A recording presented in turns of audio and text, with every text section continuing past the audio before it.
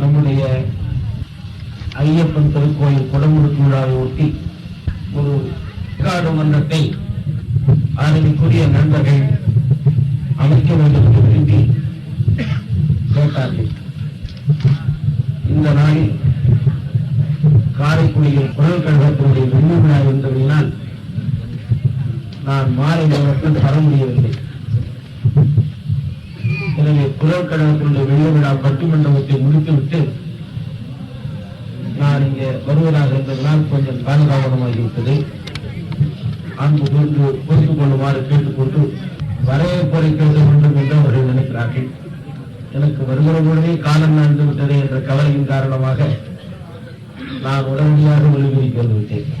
காரணம், இந்த நிகழ்ச்சியை முடித்துவிட்டு நான் குடந்தைக்கு பக்கத்தில் இருக்கிற திருநாகேஸ்வரத்திற்கு நாளை காலை நிகழ்ச்சிக்கு செல்ல வேண்டியிருக்கிறது. ஆயினும் நான் முன்னரை சொன்ன உடனே வரவேற்புரை வழங்குவார்கள். மரபுகள் மாற்றம் என்பது புதுமையாக கருதப்படுவதால் அதை யாரும் பிழையாக கருத மாட்டார்கள். அது மட்டுமல்லாமல் இந்த விழாவை பொறுத்தவரையில் வரமுடி நகரத்தில் நண்பர்கள் பெரியவர்களும் எனக்கு மிக வேண்டியவர்கள். அதோடு இந்த ஐயப்ப சேவா சங்கத்தில் எங்கள் பகுதியை சார்ந்த நண்பர்களும் ஊழியர்களும் பொறுப்பேற்றிருக்கிறார்கள்.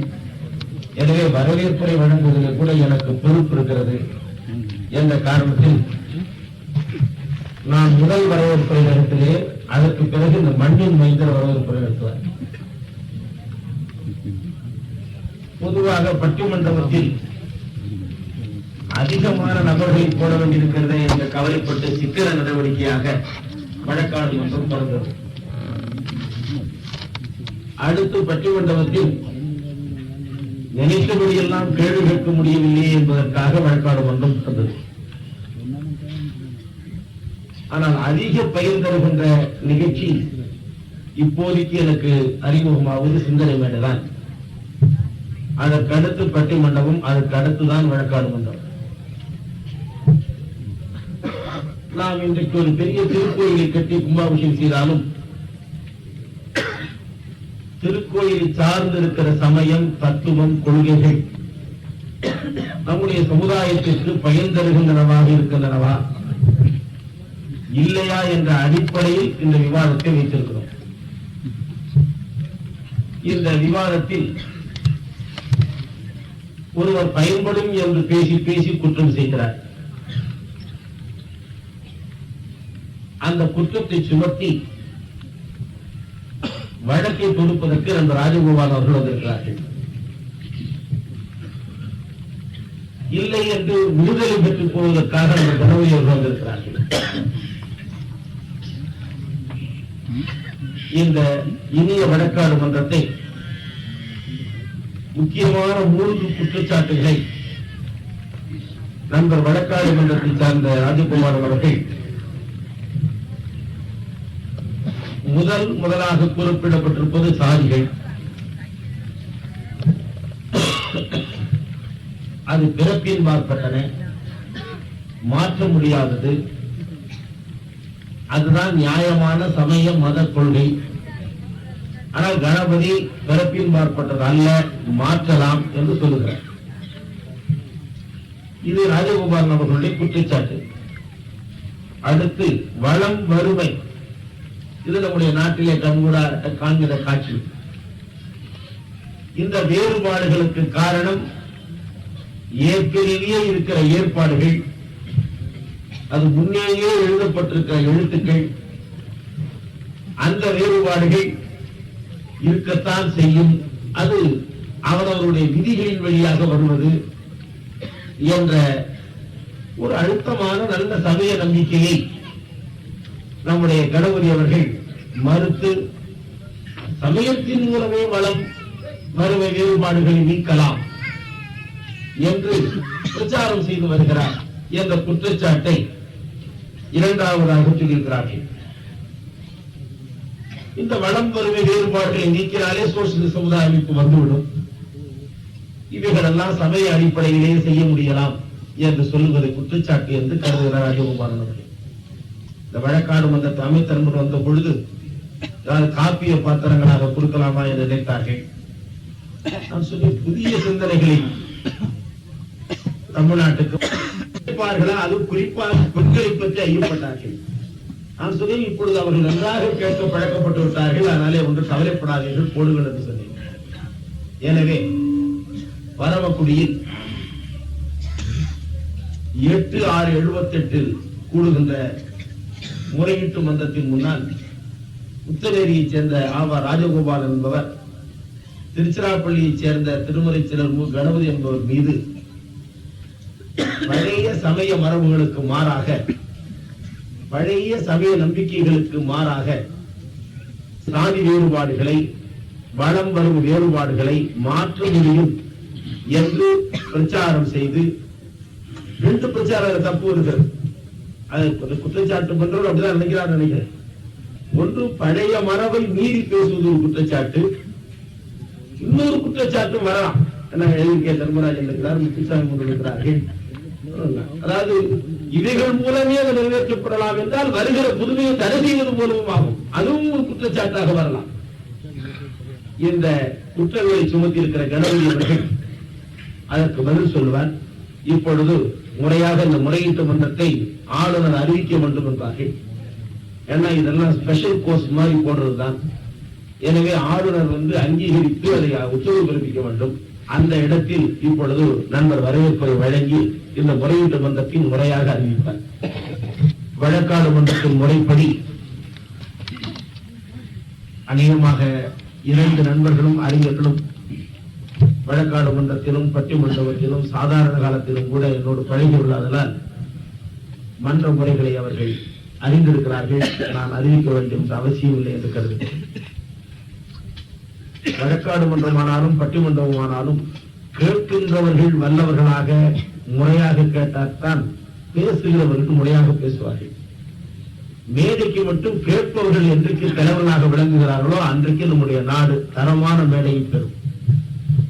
ஆதலால் அன்பு கூர்ந்து தாங்கள் கவனமாக கேட்டு எல்லாவற்றிற்கும் கைகொட்டாமல் சரியானது என்று நினைக்கின்ற கருத்துக்கு மட்டும் கைகொட்டி வரவேற்பையும் ஆமோதிப்பையும் தெரிவித்து உடன்பாடு இல்லாத செய்திகளுக்கெல்லாம் முரண்பாட்டை காட்டி வணங்குதலுக்குரிய திரு தந்தை அவர்களின் திருவடிகளுக்கும் இந்த வழக்காடு மன்றத்தை அமைத்திருக்கின்ற ஸ்ரீ ஐயப்ப சுவாமி சேவா சங்கத்தைச் சேர்ந்த பெரியவர்களுக்கும் எனது வணக்கத்தை தெரிவித்துக் கொள்கிறேன். மாண்புமிகு நீதிபதி அவர்களே,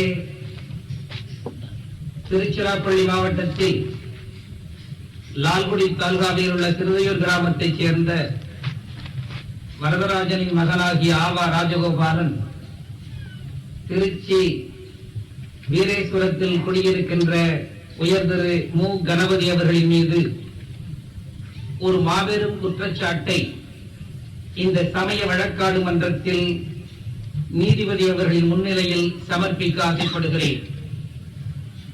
கனம் நீதிபதி அவர்களே, ஏறத்தாழ பல்லாயிரம் ஆண்டுகளாக பாரத நாட்டின் ஆணி வேறாக இருந்ததும் இருப்பதும் இருக்க போவதும் சமயம்தான். அந்த சமயத்தின் அடிப்படையில் இந்த நாட்டில் பல்வேறு சாதிகளும் பல்வேறு விதமான இனங்களும் பிரிக்கப்பட்டிருப்பதும் அத்துணை வேறும் அறிந்த உண்மை. நம் நடுவர் அவர்களே, சேக்கிழார் புராணத்தில் சொல்லப்படுகிற மனுநீதி சோழன் கடைபிடித்த மனுவில் ஸ்மிருதிகளின் அடிப்படையில் சமயத்தின் ஆணிவேராக இருக்கிற ஆண்டவனின் நெற்றியில் பிறந்தவர்கள் அந்தணர்கள், இறைவனுடைய மார்பிலே பிறந்தவர்கள் சத்திரியர்கள், இறைவனுடைய முழந்தாளில் பிறந்தவர்கள் வைசியர்கள், இறைவனுடைய பாதங்களை வருடி பிறந்தவர்கள் சூத்திரர்கள் என்ற 4 வித வர்ணாசிரம அடிப்படையை இந்த பாரத நாடு கங்கையும் இமயமும் தோன்றியதில் இருந்து ஏற்றுக்கொண்டிருக்கிறது. நடுவர் அவர்களே, இப்படி 4 விதமான வர்ணாசிரம முறைப்படி இந்த நாட்டில் சாதி பிறப்பின் அடிப்படையில் ஏற்றுக்கொள்ளப்பட்டிருக்கிறது. அப்படி ஏற்றுக்கொள்ளப்பட்டிருப்பதற்கு அடிப்படை காரணம் இந்த நாட்டின் சமயம் என்பதை யாரும் மறுக்க முடியாது. சமயத்தின் அடிப்படைதான் சாதிகள் பிறப்பின் அடிப்படையில் எழுந்தன என்பதை பக்தர் சிராமணிகள் அத்துணை பேரும் தெரிந்திருக்கிறார்கள். ஆனால் இங்கே வழக்கை எதிர்த்து பேச வந்திருக்கிற அருமை நண்பர் கணபதி அவர்கள் சமயத்தின் அடிப்படையை மீறி சமயத்தின் மரபுகளை தகர்த்து எறிந்து சமய கோட்டைக்கே வெறிகுண்டை வைப்பதை போன்ற நிகழ்ச்சியை தொடங்க இருக்கிறார். இத்துணை பேரும் சமயத்தின் அடிப்படையில் தொடங்க இருக்கிறாரா? ஏன்னா குற்றம் செய்த பிறகுதான் முறையிட்டு மன்றத்துக்கு வரலாம். தொடங்க இருக்கிறார் என்றால் இப்பொழுது குற்றம் நிகழவில்லை என்பது பொருளாகிறது. நீதிபதி அவர்களே, அவர் இத்தனை நாள் செய்தது அறையில் செய்தது போல் இருந்தது என்று அம்பலத்தில் கொண்டு வந்து காட்டுகிறார். அவர் செய்த குற்றங்கள் இத்தனை பேரும் யாருக்கும் தெரியாமல் இருந்தது. ஒன்றா இரண்டா நீதிபதி அவர்களே, இந்த உலகத்தில் சாதியை ஒழிப்பதற்கு அடிப்படை காரணமாக சமய அடிப்படையாக இருக்க முடியும் என்று அறியாத மக்களிடத்தில் எல்லாம் பிரச்சாரம் செய்து கொண்டிருக்கிறார். எல்லாரிடத்திலும் சென்று சமயத்தின் அடிப்படையில் சாதியை ஒழித்து விட முடியும் என்று ஊராக சென்று பிரச்சாரம் செய்து கொண்டிருக்கிறார். இது சமய பக்தருடைய நெஞ்சை புண்ணாக்கி இருப்பதனால் நீதிபதி அவர்களே, இந்த சமய கோடானு கோடி சமய பக்தர்களின் சார்பாக இங்கு நின்று நண்பர் கணபதி அவர்கள் இந்த குற்றத்தை செய்து கொண்டிருக்கிறார் என்று வாதிட ஆசைப்படுகிறேன். நீதிபதி அவர்களே, நான் அவரை ஆரம்பத்திலேயே ஒரு செய்தியை மறுப்பு அவருடைய கருத்து விளக்கம் கேட்டவர். என்னை பொறுத்த அளவில் திருமுறைகளும் திருக்குறளும் ஆகிய நூல்களைத்தான் நான் நினைக்கிறேன். ஆனால் அவர் மனு தர்ம சாஸ்திரத்தை ஒரு குலத்துக்கு ஒரு நீதி சொல்வதை இங்கே வந்து முன்மொழிகிறார். நீதிபதி அவர்களே,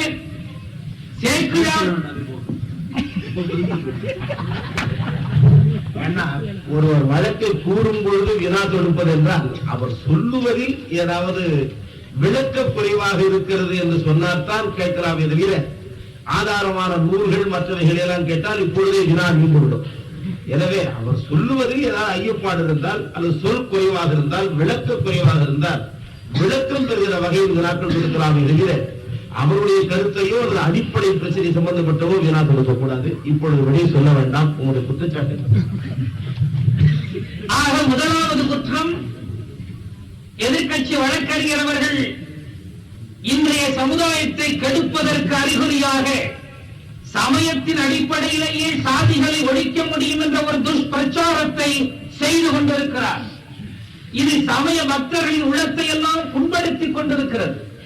இரண்டாவதாக நீதிபதி அவர்களே, நம்முடைய கோடானு கோடி ஆண்டுகளாக முனிவர்கள் சார்பாக நாயன்மார்கள் இறுதியாக ஒருவனுக்கு ஊழ்வினையினால் தான் வறுமை வருகிறது, வளம் வருகிறது என்று எல்லோரும் நம்பிக்கொண்டிருக்கிறோம். சமய பக்தர்கள் அத்தனை பேருடைய நெஞ்சிலும் நல்லவனாக இருப்பதற்கும் கெட்டவனாக இருப்பதற்கும் பணக்காரன் நம்பிக்கொண்டிருக்கிறீர்களா? அதுதான் சாஸ்திரமா? நீதிபதி அவர்களே, முழுக்க அது சாஸ்திரம் என்பதனாலே அது ஈடுபாடும் கொண்டிருக்கிறோம். இங்கு இருக்கிற அத்தனை பேருடன் இன்றைக்கு ஐயப்ப சுவாமியின் கும்பாபிஷேகத்திற்கு வந்ததற்கு காரணம் ஊழ்வினை என்று சொல்லுவோம். வராதிருப்பதற்கு காரணம் ஊழ்வினை இல்லை என்றும் சொல்லுவோம். தவத்திரு தந்தை அவர்கள் 12 மணி வரைக்கும் வராததற்கு கூட கொஞ்ச நேரத்திற்கு ஆகவே யாரும் எதை செய்தாலும் நாங்கள் ஊழ்வினைதான் என்று ஆணித்தரமாக நம்பிக்கொண்டிருக்கிறது. அது நான் செய்த ஊழ்வினை அல்ல. காரைக்குடி குரல் கழகத்தால் ஒரு நேரம் தாமதமாக ஆரம்பித்தார்கள். ஏன்னா இப்பொழுது நான் அப்பொழுது அவர்களை சொல்லுவார்கள் என்று சொல்லவில்லை. காரைக்குடி குரல் கழகத்தால் ஒரு மணி நேரம் தாமதமாக ஆரம்பித்தார்கள். அந்த ஒரு மணி நேர தாமதம் இந்த நேரத்தை எடுத்துவிட்டது. அதுவே அது என் சம்பந்தப்பட்ட ஊழ்வினை அல்ல. ஒருநாள் அவர்கள் ஊழ்வினையாக இருக்கலாமோ? நான் நீதிபதி அவர்கள் ஊழ்வினை என்று சொல்லவில்லை. இங்க இருக்கிற ஐயப்ப பக்தர்கள் இன்னும் ஒரு மணி நேரம் அதிகம் வைத்திருக்க வேண்டிய ஊழ்வினை உங்களை தாமதம், அதுவும் எங்களுடைய ஊழ்வினை என்றுதான் நாங்கள் நம்பிக்கொண்டிருக்கிறோம். இப்படி ஊழ்வினையின் அடிப்படையில் இருக்கிற சமயத்தை, ஊழ்வினையினால் தான் சோற்றுக்கில்லாதவரும் இருக்கிறான் என்று சொல்லுகிற சமயத்தை, ஊழ்வினையினால் தான் 3 மாடி கட்டிடத்தின் மேல்மாடியில் அமர்ந்திருக்கிறான் என்று நம்பிக்கொண்டு ஏற்றுக்கொண்டிருக்கிற இந்த சமயத்தை, இந்த சமய வழியிலேயே சமய மரபுகளை மீறி அழித்து நீக்கி ஒரு சோசியலிச சமுதாயத்தை உருவாக்கிவிட முடியும் என்ற ஒரு கற்பனை உலகத்தை நண்பர் கணபதி அவர்கள் மக்களிடையே பரப்பி வருகிறார்கள். நீதிபதி அவர்களே, இதனாலே சமயத்தால் செய்ய முடியாத ஒன்றை செய்ய முடியும் என்று சொல்வதனாலே மேற்கு பகுதியிலே இருக்கிற ஒரு நாடு பொதுவுடைமை தத்துவத்தை கொண்டு வந்து சாதித்த ஒரு காரியத்தை இங்கே சமயத்தின் அடிப்படையில் சாதிக்க முடியும் என்று நண்பர் கணபதி அவர்கள் ஒரு ஏமாற்று வித்தையை செய்து கொண்டிருக்கிறார்கள். ஆகவே மேற்கே ஒரு நாட்டில் சாதித்ததாக தாங்கள் சொல்லுகிறீர்களே, அங்கே இந்த ஊழ்வனை எல்லாம் உண்டா இல்லையா? நீதிபதி அவர்களே, அவர்கள் குறிப்பிட்ட காலத்தில் ஊழ்வனையை நம்பிக்கொண்டிருந்தார்கள். அங்கே மாப்பசாந்தர்கள் வந்த போதும் சரி, பழைய காலத்திலே ராஜகுருமார்களையும் சார்பன்னர்களும் இருந்த காலத்தில் ஊழ்வனையை நம்பி இருந்தார்கள். அந்த நேரத்திலே அங்கே இருக்கிற ஒரு தலைவரிடத்தில் விறகு வெட்டிக் கொண்டிருக்கிறவன் கேட்டான், நான் என்ன செய்ய வேண்டும் என்று. நீ ஒன்றும் பொதுவுடைமையை பற்றி ஒன்றும் கொள்கை சொல்ல வேண்டாம், நீ வெட்டுகிறாய் அல்லவா விறகு, அப்படி விறகு வெட்டுகிற போது விறகு கட்டையை ஒரு வெட்டிய பிற்பாடு மெல்ல எதிரே இருக்கிற முதலாளியின் மாளிகையை நிமிர்ந்து பார், அது போதும் என்று சொன்னார். இப்படி மனித சமுதாயத்திற்கு ஆக்க சக்தி அங்கே உருவாக்கிய நேரத்தில் இங்கே கடவுள் வழியாகவே ஏற்றத்தாழ்வை நீக்கிவிட முடியும், சமயத்தின் அடிப்படையிலேயே சமத்துவத்தை கொண்டு வந்து விட முடியும் என்று மக்களினுடைய சாலை உறிஞ்சுவதை போல எதிர்க்கட்சி வழக்கறிஞர் மிகப்பெரிய பொய் பிரச்சாரத்தை செய்து கொண்டிருக்கிறார். இப்படி ஒரு 3-4 பிரச்சாரர்கள் இங்கே தமிழ்நாட்டில் உலக விட்டு விடுவோமானால் சமய கோட்டைக்கு ஆபத்து வந்து விடும் என்ற அச்சமும், அதே நேரத்தில் சமுதாயத்திற்கு இழிவு வந்துவிடும் என்ற அச்சமும் கலந்ததனாலேதான் நண்பர் கணபதி பிறப்பின் அடிப்படையில் வந்த சாதியை சமயத்தால் ஒழித்துவிட முடியும் என்று சொன்னது முதல் குற்றம். இரண்டாவதாக ஏற்றத்தாழ்வுகள், ஊழ்வினை முதலியவற்றை சமயத்தின் அடிப்படையிலேயே நீக்கிவிட முடியும் என்று சொல்லுகிறார், இரண்டாவது குற்றம். மூன்றாவதாக சமய மரபுகளை மீறி சோசியலிசத்தை கொண்டு வர முடியும் என்று சொல்லுகிறார். இந்த 3 குற்றங்களை செய்திருக்கிற கணபதி அவர்களை குற்றவாளி என்று சமயத்தின் அடிப்படையில் நீதிபதி அவர்களே இந்த வழக்கு மன்றத்தில் நீதி வழங்க வேண்டும் என்று பணிவுடன் கேட்டுக் கொள்கிறேன். செக்ஷன் முடியாதெல்லாம் இல்லையா?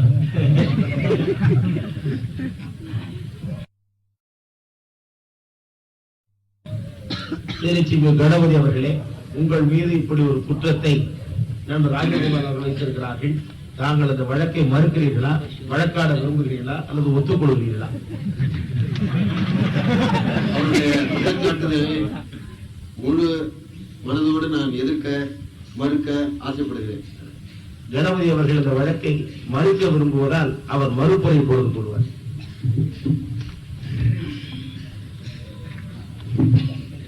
அந்த காரணங்களை காட்டி பேசுவதை விட என்னை அதிகமாக சாடி நான் சமுதாயத்தினுடைய அவருடைய அறிவு, ஆற்றல், ரத்தம் எதையெல்லாம் உறிஞ்சுகிறவன் என்று ஏதோ ஒரு பேய் மாதிரி என்னை கற்பனை பண்ணியிருக்கிறார்.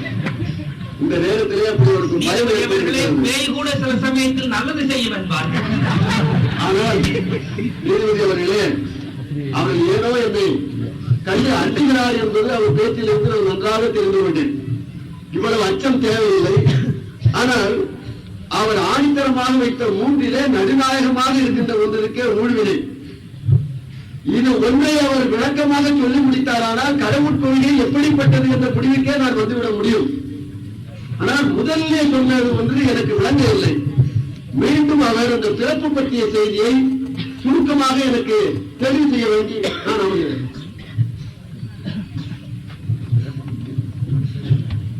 அதாவது நடுவர் இடையிலே விளக்கினால்தான் இவருக்கும் அவருக்கும் இருக்கிற இடைவெளி குறையும். அதாவது பிறப்பின் அடிப்படையிலேயே 4 சாதிகள் அமைந்திருக்கின்றன. அதுவும் ஒரு பரம்பொருடைய உடல் உறுப்புகளில் தலை, மார்பு, முழங்கால், கால் என்கிற உறுப்புகள் வழியாக பிறந்தன. அதற்குரிய வேறுபாடுகள் உண்டு என்கிற 4 வருட வேறுபாடுகள் இருக்கின்றனவே, அதை ராஜகோபால் அவர்கள் இந்த நாட்டினுடைய அடிப்படை சாஸ்திரம், கொள்கை, மதம், மரபு என்றெல்லாம் சொல்லியிருக்கிறார்கள். அதை திரும்ப என்ன மாதிரியாக சொல்கிறீர்கள்? அதற்கு மூல ஆதாரம் எது? எந்த நீங்கள் சொல்லுகிற கருத்துக்கு எது ஆதாரம் என்று அவர் கேட்கிறார். இப்பொழுது அதை ருசிப்பிக்கிற பொறுப்பு ராஜகோபாலுக்கு இருக்கிறது. நீதிபதி அவர்களே, பரமக்குடியில் வாழுகிற பல பெருமக்களும் நீதிபதி அவர்களும் சைவ மரபை சார்ந்திருப்பதனாலே சைவ சமயத்தை சார்ந்த அடிப்படை கருத்துக்களை வைக்கலாம் என்று கருதுகிறேன். கனம் நீதிபதி அவர்களே, நம்முடைய சைவ சமயத்தின் சாத்திரங்களின் சாரமாக இருப்பது சேக்கிழார் புராணம். சேக்கிழார் எழுதிய திருத்தொண்டர் புராணம்.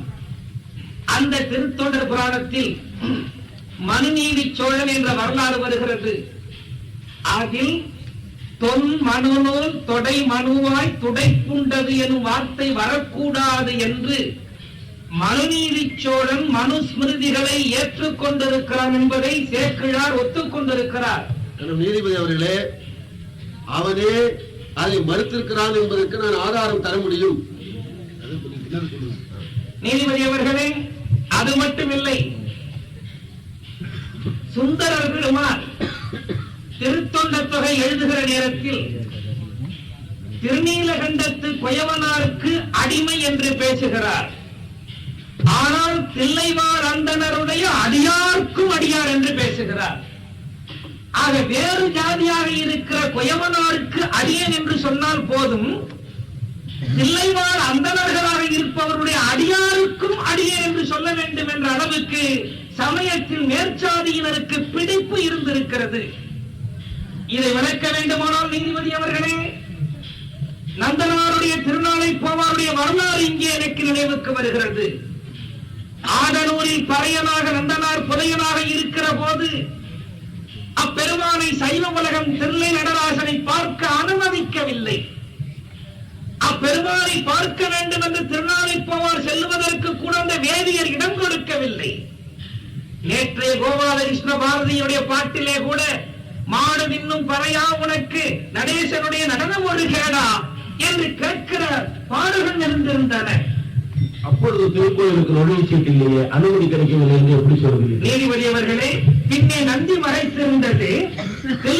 அது திருப்பங்குடியில் அல்லவா? தில்லையில் நீதிபதி அவர்களே உள்ளே வர வேண்டும் என்று விரும்புகிறான்.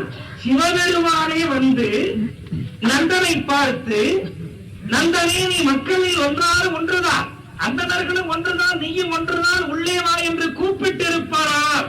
சிவபெருமான் கூட சாதியை ஒழிக்க முயன்றார் என்று நினைத்திருப்பேன். ஆனால் நந்தனாருடைய கனவிலே வந்து அவர் சொல்லுகிறார், இப்பிறவி போய் நீங்க நந்தா, இந்த பறைப்பிறவி போய் நீங்க முப்புரி நூல் மார்பதாக என்னை வந்து அணைவாய்.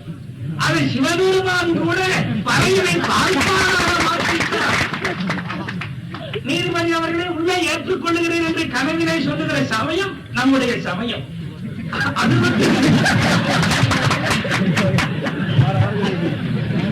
நீதிபதி அவர்களே, சிவபெருமானுக்கு கூட அந்த ஜாதியின் மீது அவ்வளவு பயம். எப்படியாவது உள்ளே கூட்டிக் கொள்ள வேண்டும் என்று. ஆனால் அதற்குரிய உடையோடு போக வேண்டும் அல்லவா? அது போல இப்பிறவி போய் நீங்க எரிவினிடை மூழ்கி, அதாவது கீழ்ஜாதியில் இருப்பவன் மேல்ஜாதியில் வருவதற்கு முன்பு நெருப்பில விழ வேண்டும். விழுந்து அவன் புலைச்சாதியாக வரக்கூடாதா? முப்புரி நூல் மார்பனாக என்னை வந்து அணிவாயாக என்று கனவிலே கூறுகிற அளவுக்கு நம்முடைய சமயம் சாதியை நிகரன்றாக வளர்த்திருக்கிறது. அது மட்டுமில்லை நீதிபதி அவர்களே, இவர் செல்லுகிறார். சென்ற போது அவர் விழுந்தாராம். தீயிலே குளிக்க வேண்டும் என்று அந்தணர் பெருமக்கள் சொல்லுகிறார்கள். நீ கோயிலுக்குள்ளே வர வேண்டுமானால், எல்லாருக்கும் தந்தையாக இருக்கிற எம்பெருமானை தரிசிக்க வர வேண்டுமானால் நீ எரியிலே மூழ்க வேண்டும்.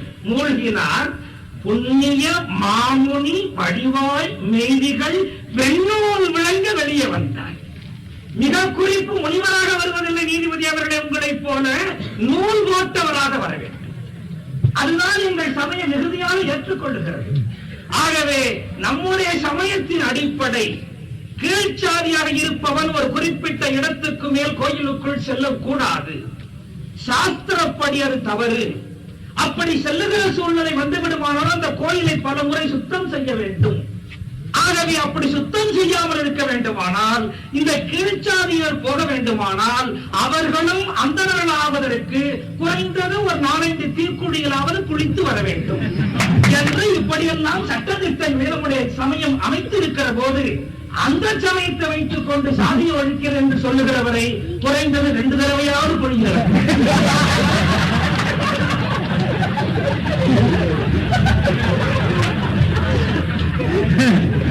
நீதிபதி அவர்களே,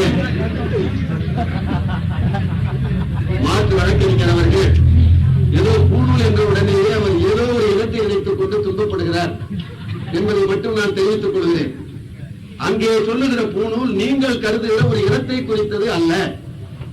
முனிவடிவாய் வந்தார் என்ற செய்தியை அடிக்கோடிட்டு தெரிந்து கொள்ள வேண்டும். சேக்கிழார் சொல்லுகிறார், இம்மாய பொய் தகையும் ஒழித்து புண்ணியமா முனிவடிவாய், இந்த பிறவியினுடைய மாசு நீங்கும்படியாக அவரை புண்ணிய முனிவடிவாக வருந்தாரே தவிர முனிவர்களுக்கும் பூணூல் உண்டு, இவர் நினைக்கிற ஆளுக்கும் பூணூல் உண்டு. நாம் இந்த நூற்றாண்டிலே பூணூல் என்ற உடனே நம்ம ஒரு குறிப்பிட்ட இனத்தை கருதுகிறோமே தவிர இனங்களை எல்லாம் கடந்து அருளாளராக இருக்கிற எவ்வுயிருக்கும் செந்தன்மை பூண்டுள்ள அந்தனை குறிப்பிட்டார் என்று பார்ப்பதை குறிப்பிடவில்லை. இதற்கு மறுப்பு வேண்டும். என நீதிபதி அவர்களே, தில்லைவாழ் அந்தணர் 3000 என்று சொன்னால் அந்த காலத்தில் ஒரு ஜாதியை குறித்தது. 3000 என்ற எண்ணிக்கை வந்ததுமே அது குறிப்பிட்ட எண்ணிக்கை உள்ள ஒரு இனம்தான் என்பதையும் அவர்கள் தீட்சிதர் மரபை சார்ந்தவர் என்பதையும் நாடு ஒத்துக்கொள்கிறது. நடுவரும் ஒத்துக்கொள்கிறார், எதிர்கட்சி வழக்கறிஞர் இனி ஒத்துக்கொள்வார். மீண்டும் நான் கேட்பதற்கு சரியான மறுப்பு தேவை.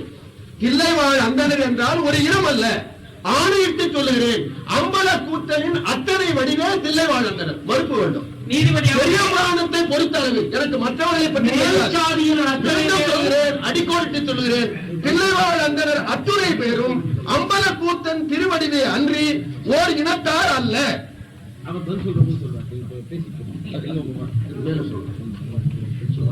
என்னை பொறுத்த அளவில் பெரிய புராணத்திலே சாதாரணமாக எந்தெந்த உயர் ஜாதியை நீங்கள் நினைக்கிறீர்களோ, எந்தெந்த தாழ்ந்த ஜாதியை நினைக்கிறீர்களோ, அதையெல்லாம் ஒத்த கருத்திலேயே சேர்க்கிறார் பார்த்திருக்கிறார்.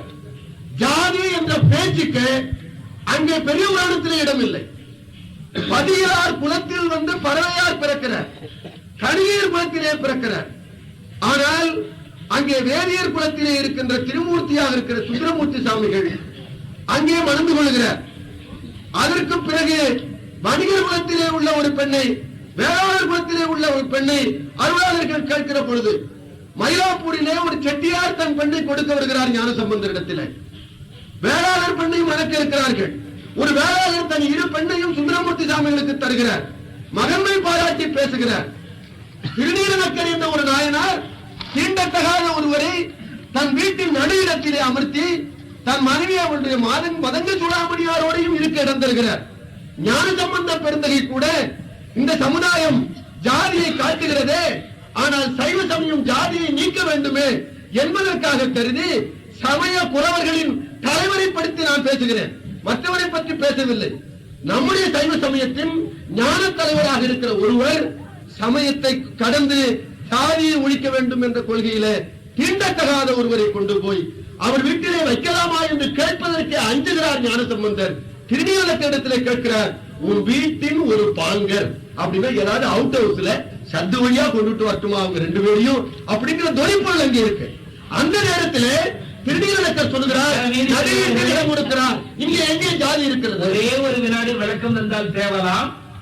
இன்றைய பெரும் தேவாரத்தை பாடிய திருஞான சம்பந்த பெருமானே, சைவ உலகத்தில் தனிப்பெரும் தலைமை தாங்கி இருக்கிற திருஞான சம்பந்த பெருமானே, தீண்டத்தகாத ஒருவனை உள்ளே கொண்டு செல்வதற்கு இவ்வளவு நடுக்கம் நடுங்கினார் என்றால் அன்றைக்கு சாதி பிடிப்பு மிகுந்திருந்தது என்று பொருள். நீதிபதி அவர்களே, இதைத்தான் நான் பல ஊரில் மேடையில் பேசுகிறேன். இந்த சமுதாயம் காட்டிக் கொண்டிருக்கிறேன். நான் சொல்வதை இன்னும் அவர் விளங்கிக் கொள்ளவில்லை. இந்த சமுதாயம் ஜாதி என்ற திரையை சமயத்திற்கு சாயம் பூசுகிறது. ஆனால் சமய அருளாளர்கள் அது இல்லை என்று மெய்ப்பித்து நடைமுறையில் ஞான தலைவராக இருக்கிற ஞானசம்பந்தர் செய்து காட்டினார் என்பதை நான் சொல்லுகிறான். சமயம் கை கொடுக்கிறது, ஜாதி ஒழிப்புக்கு சமயம் கை கொடுக்கிறது. சமய தலைவராக ஞானசம்பந்தர் கை கொடுக்கிறார். அந்தனின் மேம்பட்ட திருநீலநக்கர் முப்போதும் யாகம் செய்கிற ஒரு வீட்டிலே போய் கேட்கிறார், இவருக்கு இடம் கொடு என்று. அது கேட்க வேண்டிய தேவையே இல்லை. ஏன்? சமய தலைவராகிய அவர் ஜாதியை ஒழிப்பதற்காகத்தான் அந்தனின் மேம்பட்ட அவன் வீட்டிலே போய் அவர் கேட்கிறார் என்பதைத்தான் நான் சொல்கிறேன். இதற்கு எங்கள் சமயம் இடம் தருகிறது என்று சொல்கிறேன். நான் சொல்வதெல்லாம் பித்தராட்டம், நான் ஏமாற்றுகிறேன் என்று சொன்னால் இந்த கருத்தை சான்றை வைத்து நான் பேசுகிறேன் என்பதுதான் இங்கே முக்கியம். இதற்கு மறுப்பு வர வேண்டும். நான் சமயத்துக்கு புறம்பாக இந்த கருத்தை சொன்னேனா? இது சமயத்துக்கு புறம்பான கருத்தா? சமய தலைவர் இப்படி செய்து காட்டினார் என்று சொன்னால் நான் சமயத்துக்கு புறம்பாக சாதியை ஒழிப்பதற்காக முற்படுகிறேன். எங்கே இந்த பேச்சு? இந்த ஒன்றுக்கு மறுப்பு. அடிகளார் நேரடியாக இதற்கு மறுப்பு சொன்னாலுடைய நான் நம்ப மாட்டேன். நான் அந்த பிறப்பின் ஜாதியை இந்த கருத்தோடு நிறுத்திக்கொள்ள இன்னும் நிறைய சான்று சொல்லலாம், வைத்துக் கொள்கிறேன். அவர் சொல்லியிருக்கிற குற்றச்சாட்டுகள் முழுவதுக்கும் பதில் சொல்லுங்கள். இந்த முதல் குற்றச்சாட்டுக்கு மட்டும்தான் சொல்லி முடிச்சுக்கலாம். உங்க சம்பந்தமான திரும்ப நீங்க விளக்கங்கள் சொல்லாமல் முடித்து விட்டீர்கள் என்று சொன்னால் அவர் முதல் சொல்லிட்டீங்க. சொல்லுங்க. அதற்கு மேல இன்னொரு செய்தியை சொல்கிறேன்.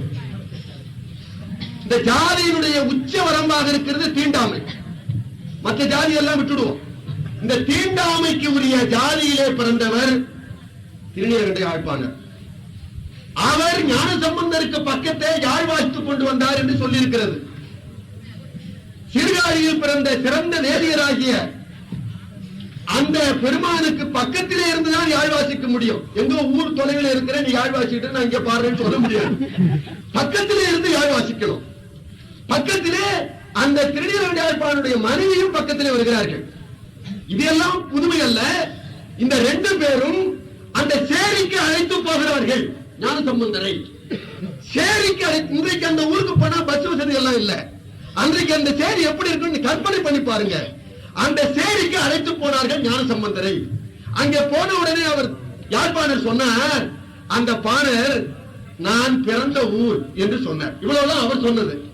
ஞானசம்பந்தர் சொன்னார், தாங்கள் அவதரித்த திருத்தலமோ என்று சொன்னார்.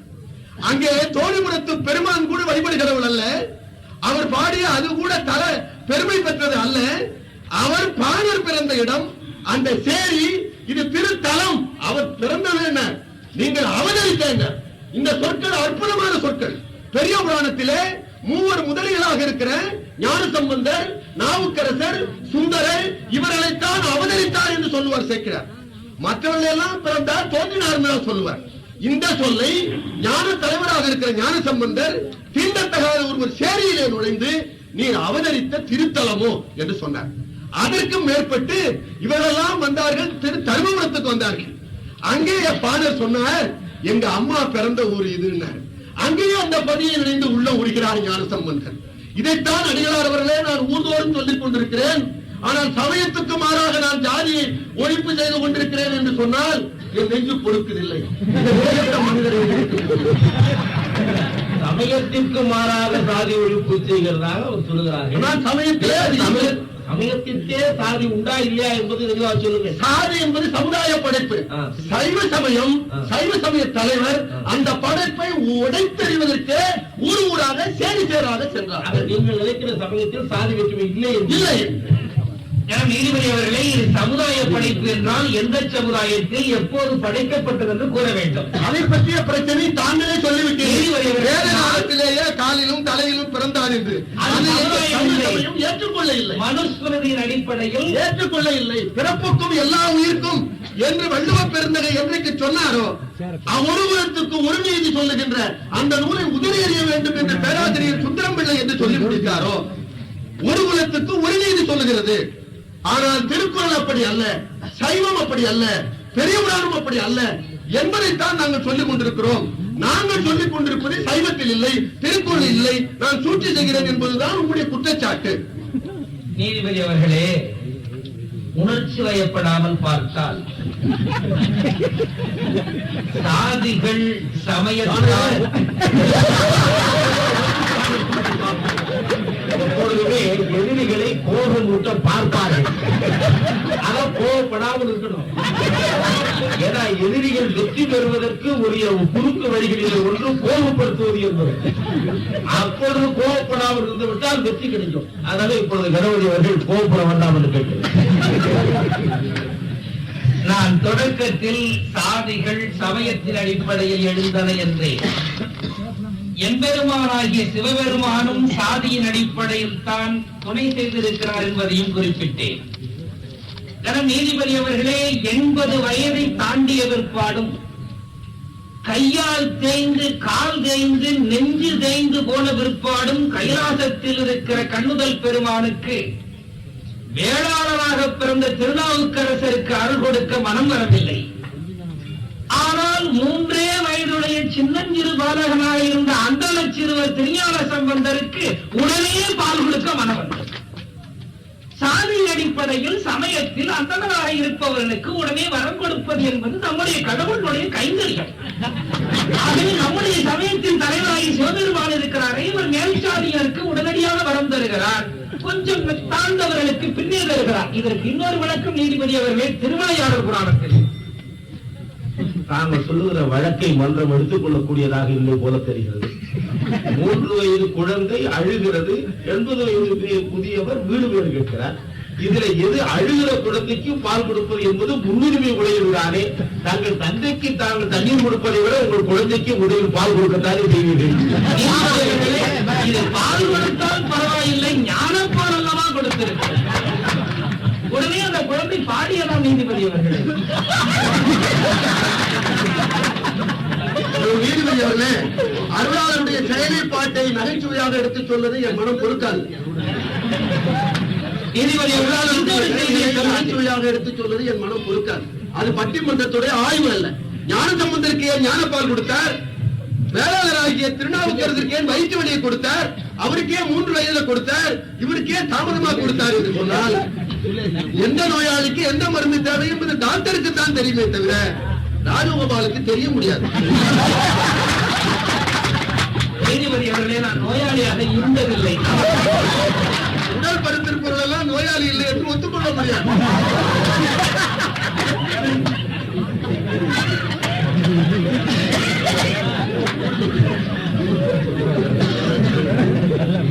நீதிபதி அவர்களே, இன்னும் ஒரே ஒரு செய்தியை சொல்ல ஆசைப்படுகிறேன். எம்பெருமானை பொறுத்தவரையில் அவனுக்கு எருக்களஞ்செடியும் சரி, மல்லிகை பூவும் ஒன்று, அவனுக்கு பொங்கல் சோறும் ஒன்று, இறைச்சியும் ஒன்று. பரம்பொருளுக்கு இதில் வேறுபாடு கிடையாது. கொடுப்பவனுடைய அன்புதான் முக்கியம். ஆனால் சாஸ்திரங்களின் அடிப்படையிலே எல்லா விதமான தத்துவத்தையும் புரிந்து கொண்டிருந்த எங்கள் சிவகோசாரியார் பூசை செய்கிற போது பெருமான் ஏற்றுக்கொண்டிருக்கிறார். அதே சிவகோசாரியார் முன்பு அன்பையே உருக்கி எடுத்து கிடைத்த ஒரு பன்றியை குத்தி அதை வேக வைத்து அதை நாக்கிலே போட்டு சுவைத்து அதை விழுங்கி விடாமல் இவ்வளவு சுவையாக இருக்கிறது என் அப்பனுக்கு தேவை என்று இலையிலே ஏற்று அதே அவனுக்கு தண்ணீர் தேவையே என்பதற்காக தன்னுடைய மீசை உள்ள வாயிலே தண்ணீரை எடுத்து இடது கரத்திலே வில்லும் வலது கரத்திலே தன்னுடைய மாமிச துண்டையும் கொண்டு சென்ற அன்புமிக்க கண்ணப்பன் இருக்கிறான். அவன் சென்று அவன் கால் செருப்பினாலே அப்பெருமானுடைய தலைமுடியில் இருக்கிற திருமாலியத்தை நீக்கிவிட்டு தன்னுடைய தலையில் இருந்த கூந்தல் பூவை எடுத்து வைத்து தன்வாயிலிருந்து கொண்டு வந்ததை நாளை காலையில் செய்கிற கும்பாபிஷேகத்தை போல வாயிலட்சியினாலே கும்பாபிஷேகம் செய்தாலும் கூட இறைவனுக்கு முழுக்க முழுக்க ஏற்றுக்கொண்ட ஒரு அன்பு காணிக்கை. ஆனால் நீதிபதி அவர்களே, எங்கள் சிவகோசாரியர் அதை ஒத்துக்கொள்ளவில்லை. காரணம் சமய அடிப்படையில் சாஸ்திரத்தின் அடிப்படையில் மேற்குடியை சேர்ந்தவர்கள் தான் பூஜை செய்ய வேண்டும் என்பது எங்கள் சமயத்துடைய மரபு. இதை மீறி கண்ணப்பன் இறைச்சியையும் மற்றவற்றையும் அங்கு கொண்டு வந்தது வேதனையை தந்து சிவகோசாரியார் வருத்தப்பட்டார்.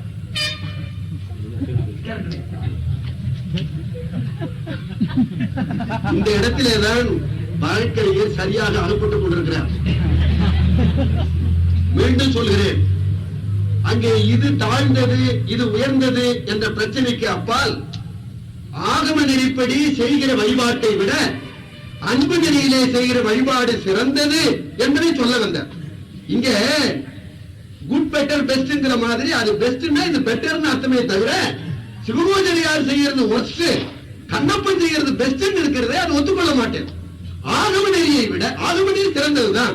அந்த நெறியை விட அந்த நெறியை அறியாத ஒருவன் தூயவன் வாயது எழி பொற்குடமே அதனுள் தங்கு நீர் கங்கையின் புனலே அதற்கெடு மாமணி அவன் நிறை பல்லே அதற்கெடு தூமலர் அவனது நாவே அவன் தலை தங்கிய சருகிலை கற்பக தளிரே அவன் உகந்து விட்ட இறைச்சி எனக்கு நல் மாதவர் இட்ட நெய்பால் அவையே அவன் புன்மையில் குசையினும் அந்த பூர்ண கும்பத்திலே தண்ணீரை ஊத்துகிற போது தர்ப்பை இருப்பார்கள் தூய்மைக்காக. அது மீசை வழியா தண்ணி வருதான், அது குசையினும் சிறந்தது. அவன் செருப்படி ஆவன விருப்புறு துவளே என்று பேசுகிற அன்பு நெறி இருக்கிறதே, அந்த அன்பு நெறிக்கு ஈடு இடையே இல்லை. சிற்றின்பத்திலே நினைக்கிறது போது கூட கால் என்றோ எச்சி என்றோ நாம் நினைப்பதில்லை. சிற்றின்பத்திலே கூட நான் நினைக்கிறது குழந்தையை நினைக்கிறேன். அது கொடுக்கிற எச்சிலையும் நீதிபதி அவர்களே, மன்றத்தில் எல்லோருக்கும் தெரிந்த உதாரணங்களை தான் சொல்ல வேண்டும். நான் இப்ப குழந்தையை பற்றி அவர்களே தான் நினைத்து சிரித்தார்கள். நான் நினைத்தது குழந்தை கொடுக்கிறது, குழந்தை வளர்க்கிறதையும் அந்த ஏற்றுப்பான்னு சொல்றேன். எனவே இந்த இடத்திலே வழக்கறிஞர் அவர்கள் என்ன விளக்கம் எதிர்பார்க்கிறார்கள்? கண்ணப்பனையும் சிவகோதரியாரையும் எதற்காக இந்த மன்றத்திலே எடுத்து வைத்தார்கள்? இங்கே சொல்லியிருக்கிற தலைப்புக்கும் நீங்கள் சொன்ன செய்திக்கும் என்ன என்பதை நேரடியாக முழு வேற்றுமையை காட்ட வேண்டும். சிவகோசாரியார் தான் பூசிக்க வேண்டும், கண்ணப்பனார் பூசிக்க கூடாது என்பதை சிவகோசாரியார் மறுக்கிறார் என்பது அவருடைய வழக்கு. யாருக்கு தான் திரும்ப வருகிறார். ஆனால் சிவபெருமான் அப்படி சொல்லவில்லை. சிவபெருமானே வந்து அந்த வழக்கை தீர்த்து வைக்கிற அளவுக்கு சிவகோசாரியார் கண்ணப்பனுடைய பூசையை ஏற்றுக்கொள்ளாதது என்ற சமய மரபு. மீண்டும் சொல்கிறேன், சிவகோதரியார் தன் வழிபாடே உயர்ந்தது என்ற எண்ணத்திலே இருந்திருக்கிறார். பெருமான் அவருக்கு நீரும் சிறந்த வழிபாடு உடைய அன்பு நெறியை காட்டுவேன். ஏனென்றால் அவன் மனம் வந்திருக்கிறான்.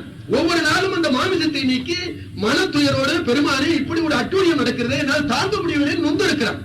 அவனுக்கு உன் வழிபாட்டை விட சிறந்த ஒரு வழிபாட்டை நேரடியாக நீ காணலாம் என்பதற்காக செய்ததை அன்றி வேறில்லை.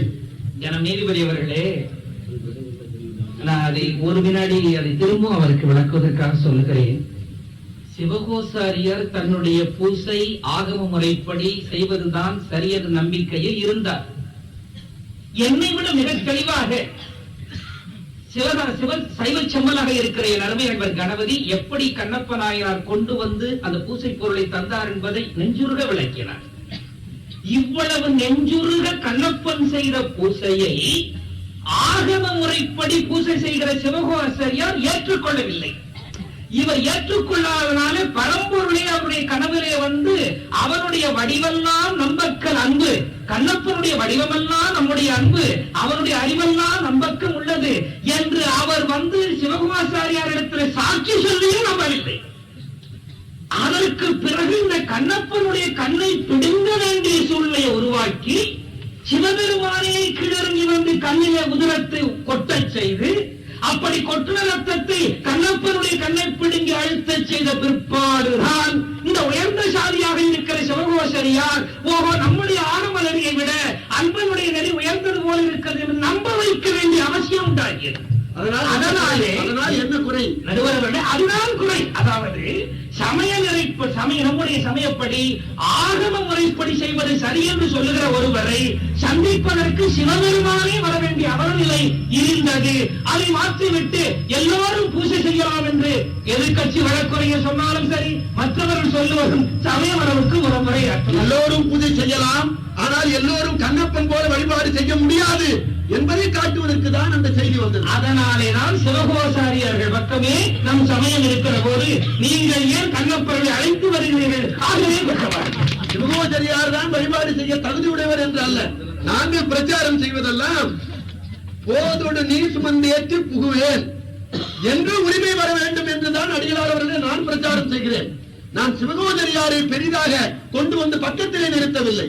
சிவகோசாரியாருக்கு என்ன உரிமை உண்டோ அதுபோல நாங்கள் போதோடு நீ சுமந்து ஏற்றி அந்த கண்ணெல்லாம் அருவி வார நகமெல்லாம் தேய அவனுக்கு பூஜை செய்ய வேண்டும் என்றுதான் நாங்களும் ஆசைப்படுகிறோம். அதைத்தான் நான் சொல்லிக் கொண்டிருக்கிறேன் என்பதை சொல்கிறேன்.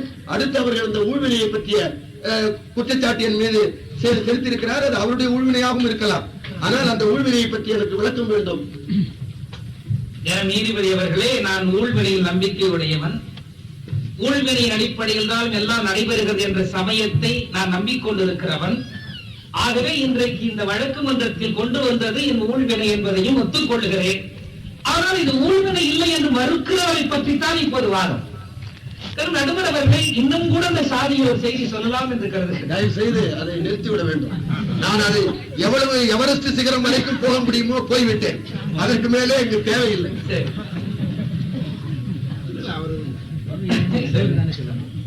சொல்லுவது அவர் சொல்ல செய்திகள் இருந்தால் சொல்லக்கூடாது என்று சொல்ல முடியாது. என்னை திசை திருப்பதாக அவர்களே நீங்கள் அவர் சொல்லி முடித்த பிறகு நீங்கள் பேசியிருக்கலாம். அது ஒரு மறுப்புரை அப்படி என்று முறையாக வந்திருந்தால் சரியாக இருந்திருக்கும். இடையிடையே 2 பேரும் எழுந்து முறை மாறிவிட்டது. அதனால இனி அவர் இப்பொழுது ஒன்று சொல்ல வேண்டியிருந்தால் சொல்லலாம். இப்பொழுது நீங்கள் விடை சொல்ல வேண்டாம். நீங்கள் மறுப்பதை சொல்லுகிற பொழுது சொல்லுங்கள். சொல்லலாம். நீதிபதி அவர்களே, இந்து சமயத்தின் மரபுப்படி சமயத்தின் மரபுப்படி பிறப்பின் அடிப்படையில் இருக்கிற சாதியை மாற்ற முடியாது. கலப்பு திருமணங்களை கூட சமயம் ஏற்றுக்கொள்ளவில்லை. கலப்பு திருமணங்களை அரசு ஏற்றுக்கொள்ளுகிறது. நான் விளக்கம் சொல்ல ஆசைப்படுகிறேன். மேல் சாதிக்கார ஆணவன் கீழ் சாதிக்கார பெண்ணை திருமணம் செய்து கொள்ள சமயம் ஒத்துக்கொள்ளுகிறது. மேல் சாதிக்கார பெண்ணை கீழ் சாதிக்கார ஆணவன் கல்யாணம் செய்து கொள்வதை சமயம் ஏற்றுக்கொள்ளவில்லை. அதுவல்லதான் கொடுமை நீதிபதி. அவன் பெண் எடுத்துக்கொண்டார் என்று மாப்பிள்ளை இல்லை நீதிபதி அவர்களே, மனுசாஸ்திரப்படி ஒரு உயர்ந்த சாதிக்கார நீதிபதி அவர்களே, இந்த ஊழ்வினையை எப்படியாவது நீக்கிவிட வேண்டும் என்று சமயத்தின் மூலமாக முயலுகிறார் கணபதி. வகுத்தான் வகுத்த வகையெல்லாம் கோடி தொகுத்தார்க்கும் துய்த்தல் அரிது என்பது எங்கள் சமயம். நீதிபதி அவர்களே, நூற்றுக்கணக்கான மூட்டை நெல்லை வீட்டிலே வைத்திருப்பவன் தின்ன முடியாது சர்க்கரை நோயால் இருப்பார். அது அவருடைய தலைவிதி என்று நாங்கள் சொல்லுகிறோம். அதே போல ஒருவன் 100 மூட்டையை வீட்டில் வைத்திருக்கிறவன் பக்கத்து வீட்டு குடிசையிலே கஞ்சிக்கு இல்லாமல் ஒருவன் இருப்பார். அது அவருடைய தலைவிதி என்று நாங்கள் சொல்லுகிறோம். அதே நேரத்திலே ஒரு குறிப்பிட்ட இடத்திலே 3 மாடி அடுக்கிலே அமர்ந்து கொண்டு 3 வகை போஜனங்களை ஒருத்தன் அருந்துவான். அது அவருடைய ஊழ்வினை என்று நாங்கள் சொல்லுகிறோம். 300 வரைக்கு மேலே இப்போது இருக்கின்றது. இவ்வளவு மிகுதியான உணவை உண்ணுவதும் அவன் தலைவிதி. வளமத்தோடு இருப்பதற்கு ஊழ்வினை காரணம். அப்படி ஊழ்வினை எங்காவது இல்லாமல் படிப்பின் மூலமாக மாற்றலாம் என்று நினைத்தால் நுண்ணிய நூல்வள கற்பினும் மற்றும் தான் உண்மை அறிவே மிகும் என்று ஊழ்வினை தான் முன்னே இருக்கிறது என்பதை சமயம் ஏற்றுக் கொண்டிருக்கிறது. ஆனால் இந்த ஊழ்வினையை சமயத்தின் அடிப்படையிலே மாற்றிவிட முடியும் என்று எதிர்கட்சிக்காரர் சொல்லிக் கொண்டிருப்பது முற்றிலும் நடக்காத செய்தி. ஏழை குணக்காரனை சமயம் மாற்ற முடியாது. அதற்கு ஒரே ஒரு எடுத்துக்காட்டு நம்முடைய அப்பர் சுவாமிகள் பேசுகிறார். நீதிபதி அவர்களுக்கு பிடித்தமான பாட்டு, இறப்பவர்க்கு ஈய வைத்தார் ஈவதற்கு அருளும் வைத்தார் என்று பாடுகிறார். ஆக பிச்சை எடுப்பவன் ஒருத்தன் இருப்பது தலைவிதி. அப்படி பிச்சை எடுக்கிறவன் தலைவிதியாக இருக்கிற போது கொடுப்பதற்கு ஒருத்தரிடத்தில் பணம் இருப்பதும் தலைவிதி என்பதை நம்முடைய தேவார முதலிகளை ஏற்றுக்கொண்டிருக்கிற போது இவர் ஏதோ அங்கிருந்து சமயத்தினாலேயே இதை மாற்றிவிட முடியும் என்பது மாபெரும் குற்றம். இந்த குற்றத்தை செய்வதன் மூலமாக பொருளாதார தத்துவத்தை சீர்குலைக்கிறார் கணபதி என்று குற்றம் சாட்டுகிறது.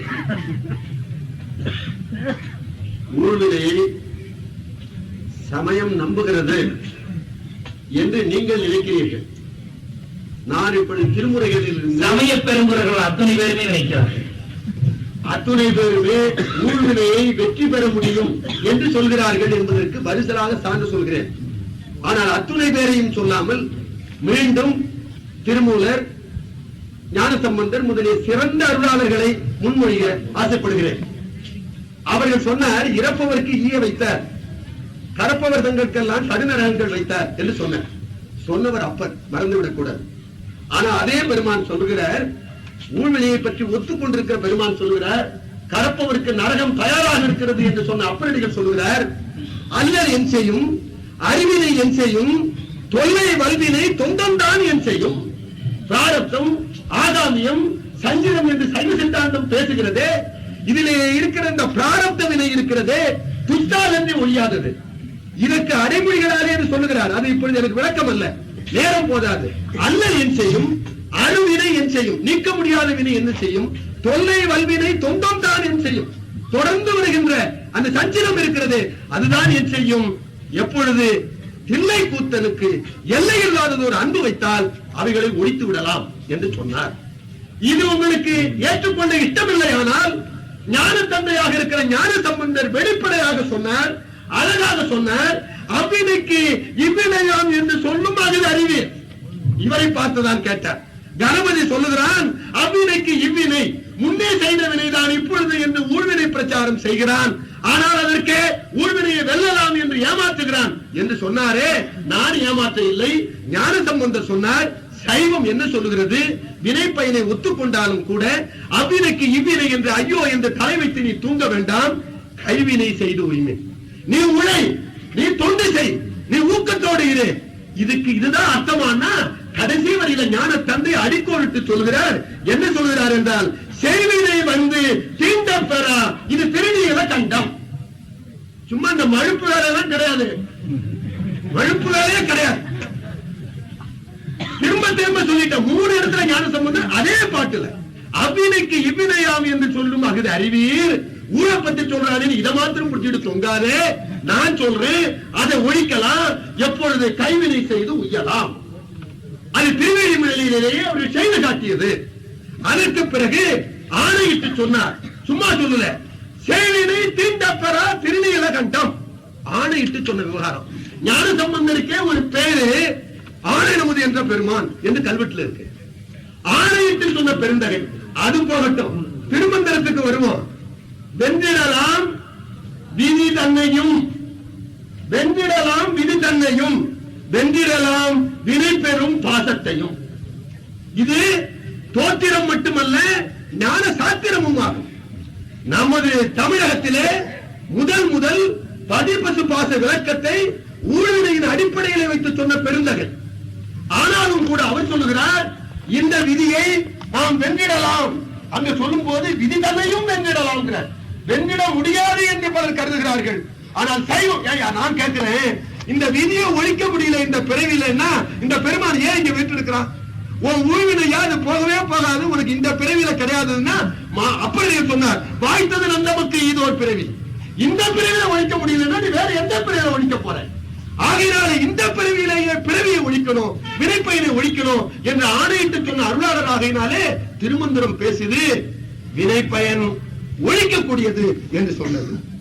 அதற்கு மேலே எத்தனையோ செய்திகள் திருமந்திரத்திலே வருகிறது. இத்தவம் அத்தவம் என்று இரு போரிடும் பித்தரை காணும் நகும் எங்கள் பெயர் நந்தி. திருமூல சொல்ற எவன் என்ன சொல்றாரு, அந்த தவம் செய்வதனாலதான் இப்ப இவருக்கு 10 லட்சம் கிடைச்சது. இப்படி இத்தவம் அத்தவம் என்று போரிடுகிற பித்தரை பார்த்து நந்தி தேவனாக என்னுடைய ஞான ஒரு சிரிப்பாண்டா. இந்த வினைப்பயனை போக்க உன்னால் முடியவில்லை என்றால் அந்த பெருமானை ஏன் வணங்குகிறார்? விதியை சொல்லிக் கொண்டே இருக்க. எத்தனை தடவை கோயிலை சுத்தி வந்தாருங்க, நம்ம நிழல் நம்மோட தாங்க வரும்னு பைத்தியக்காரமாய் சொல்லிட்டு இருக்கான்.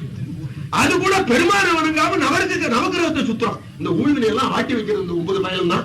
அவனை சுத்தி வந்தாதான் வாழ்வு செழிக்கும் சொல்லி திருமுறையில ஊற்றமுடைய ராஜகோபாலே பாருங்க, அந்த சனீஸ்வர பகவானை போய் சுத்தி திருமலாருக்கே போகணும்னு சொல்றார்.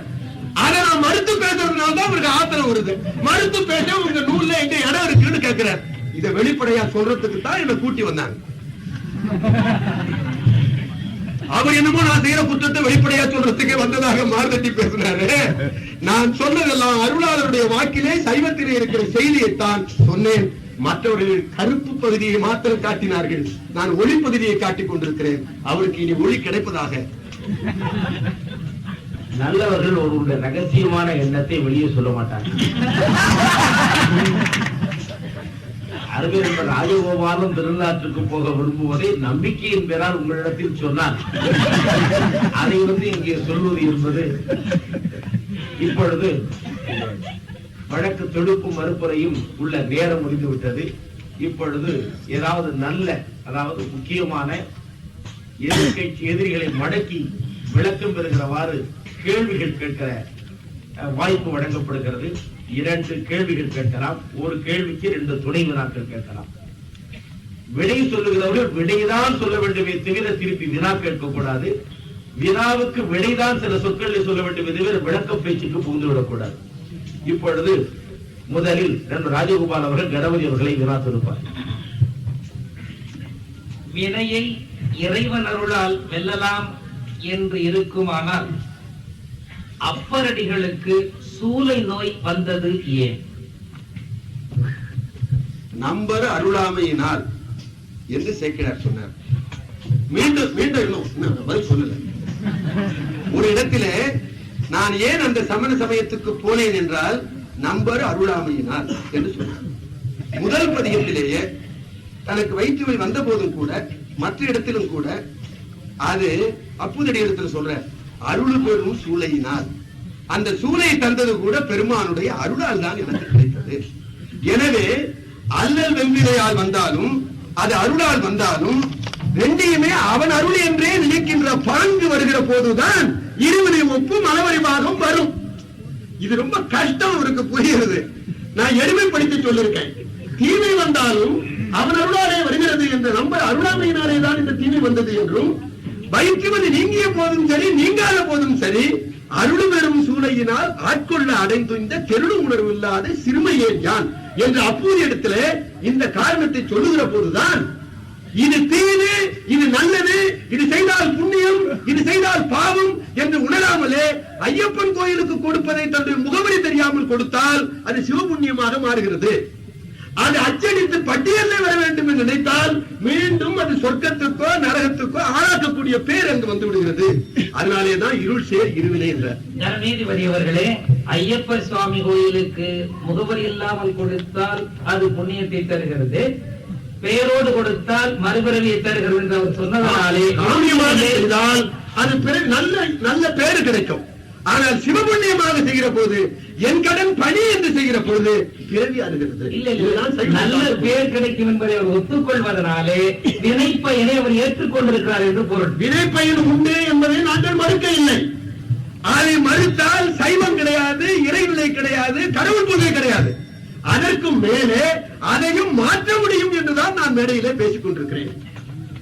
இன்னும் ஒரே ஒரு கேள்வி நீதிபதி அவர்களே, வள்ளுவன் ஊழில் பெருவலி யாவுல மற்றொன்று சூழிலும் தான் முந்துரும் என்று சொல்லுவதுபடி ஊழை விட உயர்ந்தது இல்லை என்பதை வள்ளுவன் ஒத்துக்கொள்கிறார். கண்டிப்பாக ஒத்துக்கொள்கிறார். கூற்றத்தையும் நாம் உடைத்து வெல்லலாம் என்றும்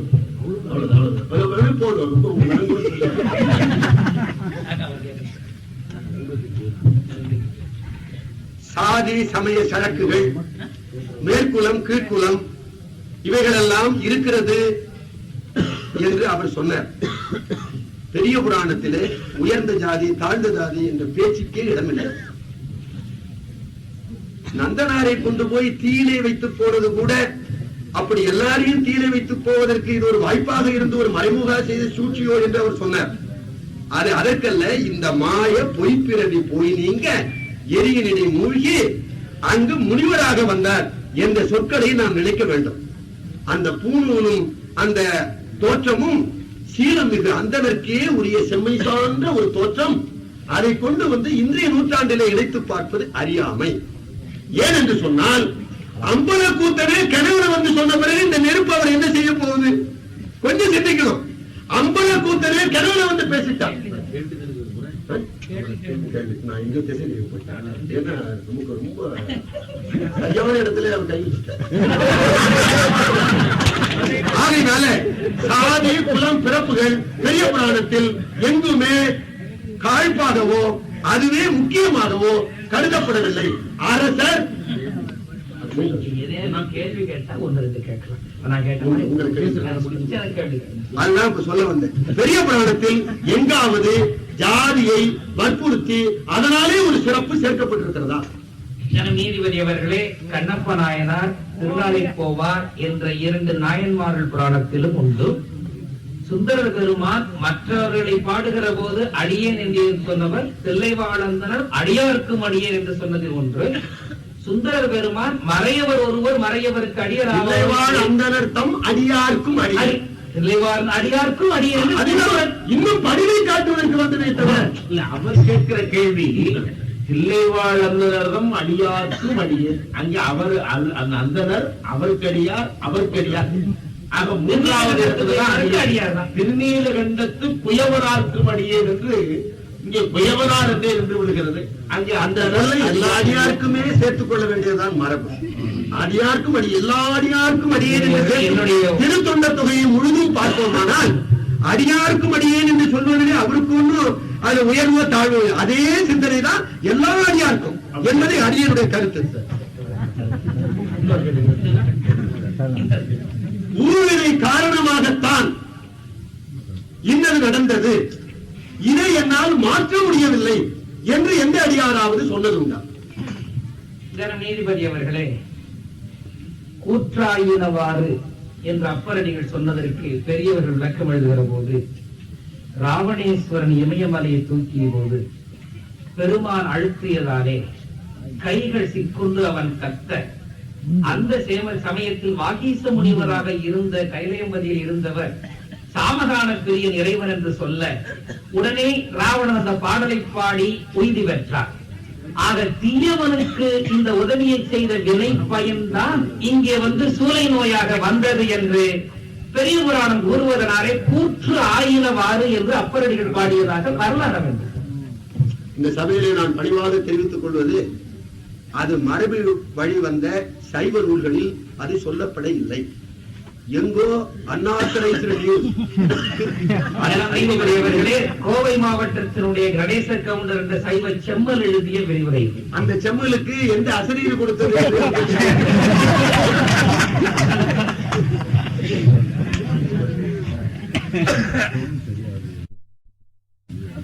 நம்முடைய பெரியோர்களே, நண்பர்களே, வழக்கை சுமத்தினவர்களும் வழக்கிற்கு எதிர் வழக்காடினவர்களும் அளவு கடந்த ஆர்வத்தின் மிகுதியின் காரணமாக வழக்காடு மன்றத்தின் மரபுகளை சற்று உடைத்தெறிந்து விட்டார்கள். ஆனாலும் நம்முடைய வழக்கிற்கு மையமாக பல செய்திகள் கிடைத்தன. முதல் குற்றமாக நம்ம ராஜகோபாலன் அவர்கள் வர்ணாசிரம தர்மத்தை பற்றி தெரிவூட்டினார்கள். அதை நண்பர் கணபதி அவர்கள் அவைகள் தமிழ்நாட்டினுடைய மரபுக்கும் சமய மரபுக்கும் ஏற்புடையன அல்ல, அது அயல் வழக்கு கருத்து, அக்கருத்தை திருமுறைகளோ திருக்குறளோ ஏற்றுக்கொள்ள இல்லை, எனவே அதை மையமாக வைத்து வழக்கை நிகழ்த்தக்கூடாது என்று சொல்லிவிட்டார்கள். இன்னும் தெளிவாக சொன்னால், சில பேர் வர்ணாசிரமத்தில் பற்றுடையவர்கள் இருப்பார்கள். அதை கூட நான் ஏன் நண்பர் கணபதி அவர்கள் கொஞ்சம் தைரியமாக கேட்டு பார்த்திருக்கலாம். அது கூட நியாயத்தின் அடிப்படையில் இருக்குமானால் இன்றைக்கும் கூட ஏற்றுக்கொள்ளலாம். அதாவது கற்றுக்கொண்டு தொழிலை வளர்ச்சி அடைகிறோம். அதே போல ஒரு தொழிலை கற்று செய்து மேம்பாடடைந்து அடுத்த தொழிலுக்கு போதல், அங்கே மேம்பாடடைந்து அடுத்த தொழிலுக்கு போதல், அங்கே மேம்பாடடைந்து அடுத்த தொழிலுக்கு போதல் என்பது போல வர்ணத்தை மாற்றிக் கொள்ளுகிற உரிமை வழங்க பெற்றால் கூட அதுல ஒன்று பெரிய தீமை வந்து விடாது. ஆனா இன்றைக்கு வர்ணத்தை மாற்றிக் கொள்ளுகிற உரிமைகள் இல்லாமல் அது தேக்கமடைந்த குட்டைகளாக போய் கீழே பிறந்தவன் கீழேதான், நடுவே பிறந்தவன் நடுவேதான், மேலே பிறந்தவன் மேலேதான் என்றிருந்தால் கூட பரவாயில்லை. மேலே பிறந்தவர்கள் எல்லா துறைக்கும் விஸ்தரிக்கிறார்கள், கீழே பிறந்தவன் மேலே விஸ்தரிக்க முடியாமல் எதிர்ப்படுகிறான். அவர்களுக்கு இருக்கிற அதிகார உரிமைகளை வைத்துக் கொண்டு மேலே இருந்தவர்கள் கீழே வந்தார். வேதம் போத தோன்றியவர்கள் இன்றைக்கு நிலக்கிழார்களாக வந்திருக்கிறார்கள், ஊர்காவல் துறைக்கு வந்திருக்கிறார்கள், படைத்துறைக்கு வந்திருக்கிறார்கள், எல்லா துறைகளிலும் மேவி இருக்கிறார்கள்.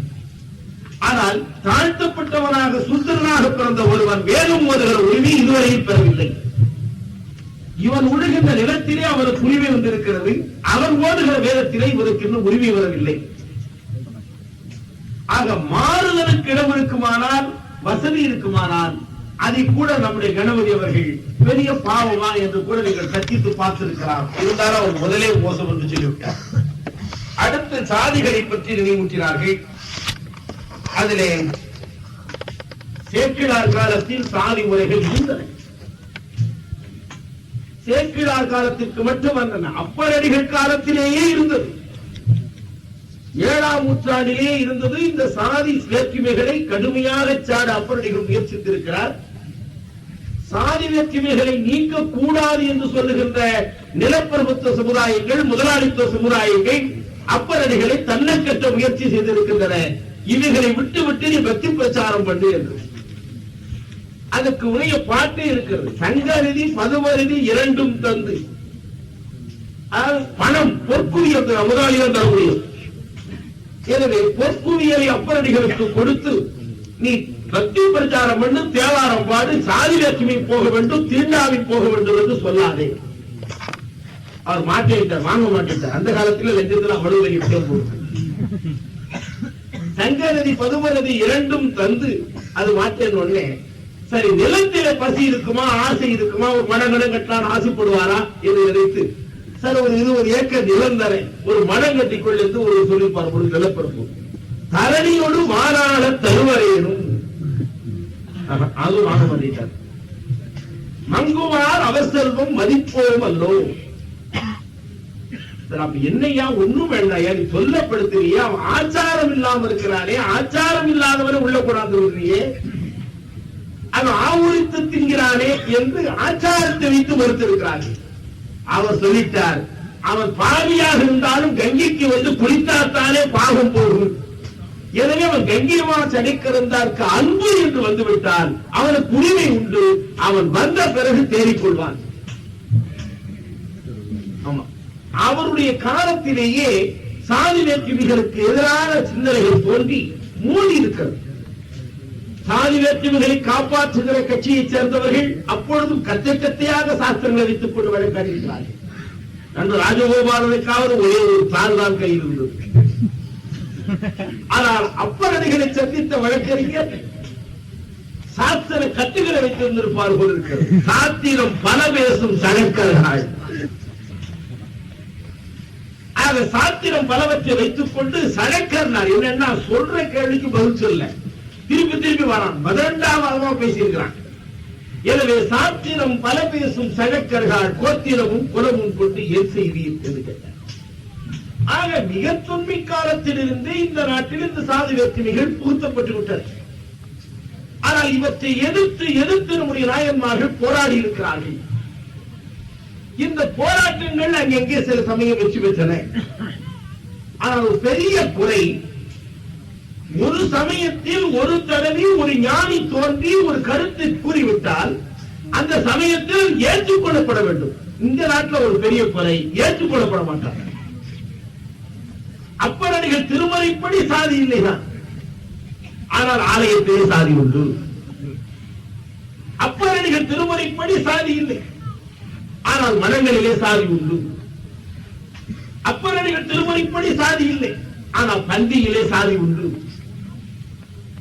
ஆக சாதி இல்லை. நம்ம கணபதி ரொம்ப சொன்னார், பறவையாரை திருமணம் பண்ணினார், கும்பாவி செட்டியார் திருமணம் பண்ணார். இப்ப திருமணம் பண்ண முடியுதா என்ன? இப்ப கலப்பு திருமணமே ஒரு ஜாதியாகி இது என்ன பண்ணுவதுன்னு இப்ப சங்கடம் பண்ணிட்டு இருக்கு.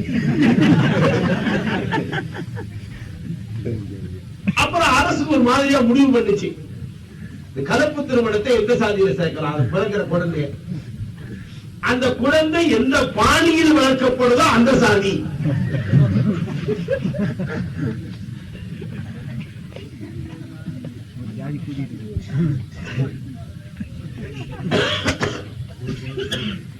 அதனாலே சாதி வேற்றுமைகளை நந்தனார் நீக்கினார் என்றால் தொடர்ந்து நீக்கணும் அல்லவா? நந்தனார் காலத்திலே போராட்டம் இருந்திருக்கலாம். ஆனால் நந்தனார் உள்ளே வரலாம் என்று சொல்லி முடித்த பிறகு இன்றைய வரையில் ஏன் தீண்டாமை? தீண்டாமையை நம்முடைய நாட்டில் இன்னும் நம்முடைய கோயிலோ மடங்களோ மத தலைவர்களோ புரோகிதங்களே இருக்கிறீர்கள்.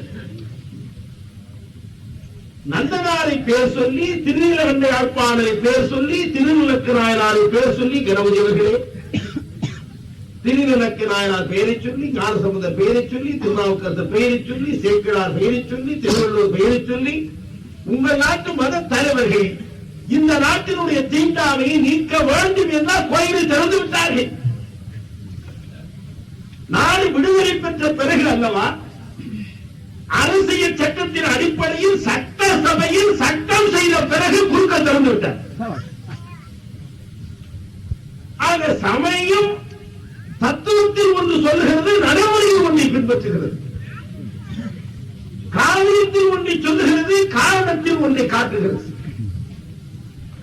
இந்த முன்னுக்கு பின் முரணாக, அகநிலைக்கும் புறநிலைக்கும் முரணாக, சொல்லொன்று செயலொன்றாக, ஏழு ஒன்று செயலொன்றாக இருக்கிற நிலைமைகளை நீங்கள் கொஞ்சம் அன்பு கூர்ந்து எண்ணித்தான் பார்க்க வேண்டும். சாதி சமய அடிப்படையிலேயே சாதி நீக்கிவிடலாம் என்று நீங்கள் சொல்லுகிறீர்கள். அப்படி நீக்கிவிட முடியும் என்று நம்பினால் ராஜகோபாலுக்கு ஆட்சேபனை இல்லை. நீங்களும் ஒரு நூற்றாண்டு இப்படி சொல்லிவிட்டு சுந்தரம் செய்தார், அவர் செய்தார், இவர் செய்தார் என்று சொல்லிவிட்டு திரும்பவும் நம்முடைய முன்னறிவிப்பாளர் சொன்னாரே, வெண்மணியைப் போலவும் பெருசியைப் போலவும் திரும்பவும் தீண்டாமை கொண்டு நிகழுமானால் அவர் நம்பிக்கை இல்லாமல் போய்விடுவாரே என்று ராஜகோபால் கவலைப்படுகிறார் போல தெரிகிறது.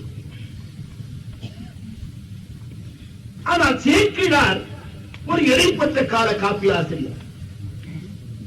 சாதி வேற்றுமையினுடைய தடிப்புகளையும் சாதி வேற்றுமைகளை நீக்குகிற முயற்சியும் சந்திக்கின்ற காலகட்டத்தில் சேக்கிழார் தோன்றுகிறார். அவர் அந்த காலகட்டத்தில் எவ்வளவு செய்ய முடியுமோ அவ்வளவு செய்தார். காரணம், எந்த காலகட்டத்திலும் ஒரே திடீரென புரட்சி தோன்றிவிடாது. நிலப்பிரபுத்துவ சமுதாயம் அழிந்து முதலாளித்துவ சமுதாயம் தோன்றி அது நன்றாக முடங்கி அழிந்து அதற்கு பிறகுதான் நம்முடைய பொதுமை சமுதாயம் உண்டாக முடியும். இந்த இடைக்கால கட்டத்தில் நாம் சில துன்பங்களை அனுபவித்துத்தான் தீர வேண்டும். சேக்கிழார் அது போன்ற ஒரு காலகட்டத்தில் தோன்றியவர். அவர் காலத்திலே தடித்திருந்த சாதி வெற்றிமைகளை கோரிட்டு காட்டுகிறார். அதை எதிர்த்து நிகழ்கின்ற நிகழ்ச்சிகளை படம் பிடித்து காட்டுகிறார். ஆனால் இந்த பூவை பற்றியே 2 பேரும் சர்ச்சை பண்ணி கொண்டிருந்தார். நம்ம நாட்டில் கருமாதி பண்ணிக்கிற கூட பூ போடுகிறார்.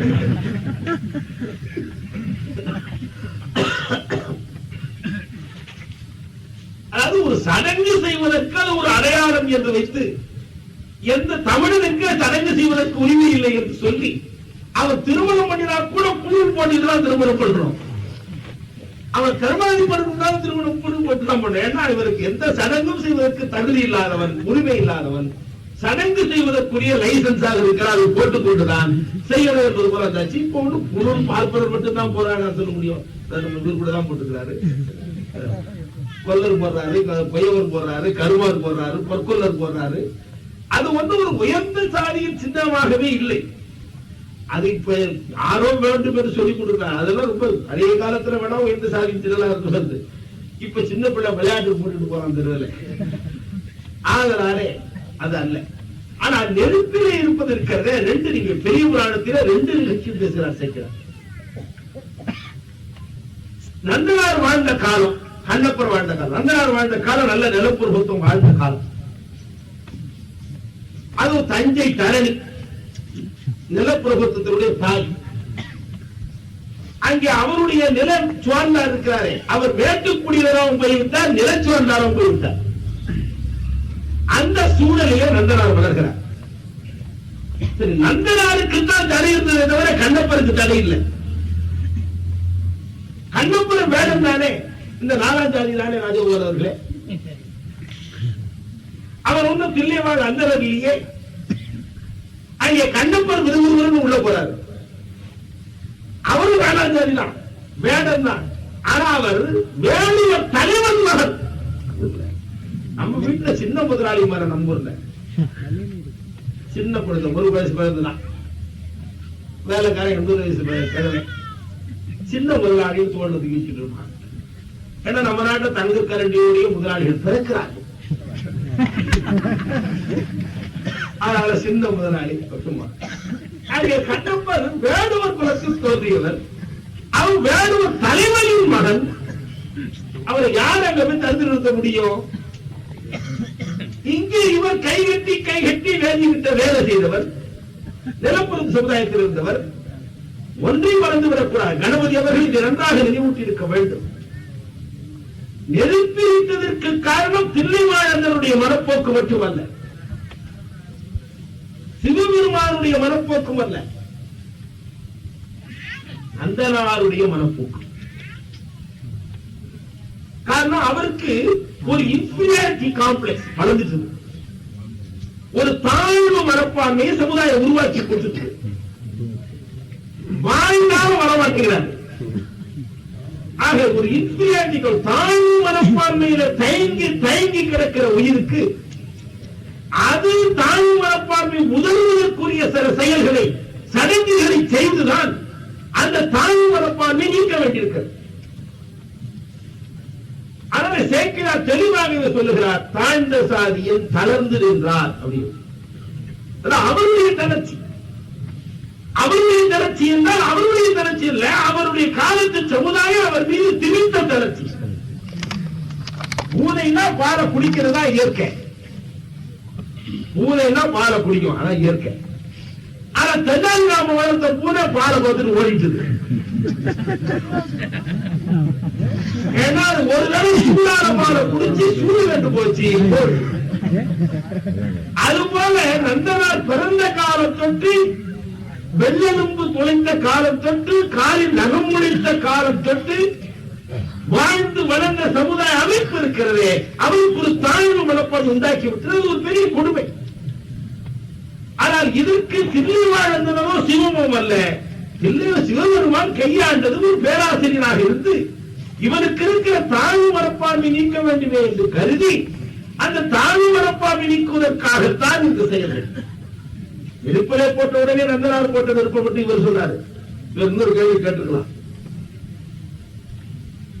ஊரூர் பாடுகிற உயர்ந்த வேலியர் குலத்தில் பிறந்தவரையும் விருப்பலை போட்டுதான் உள்ள கொண்டு வராரு. திருஞான சம்பந்தரும் சோதியில் தான் இருக்கிறார். அப்ப சோதியில் இறங்குதல் என்பது அது பாவத்திற்காகவோ தண்டனைக்காகவோ அல்ல என்பதை கணபதி அவர்கள் சொல்லியிருக்கிறார். அது ஒரு நிகழ்ச்சி.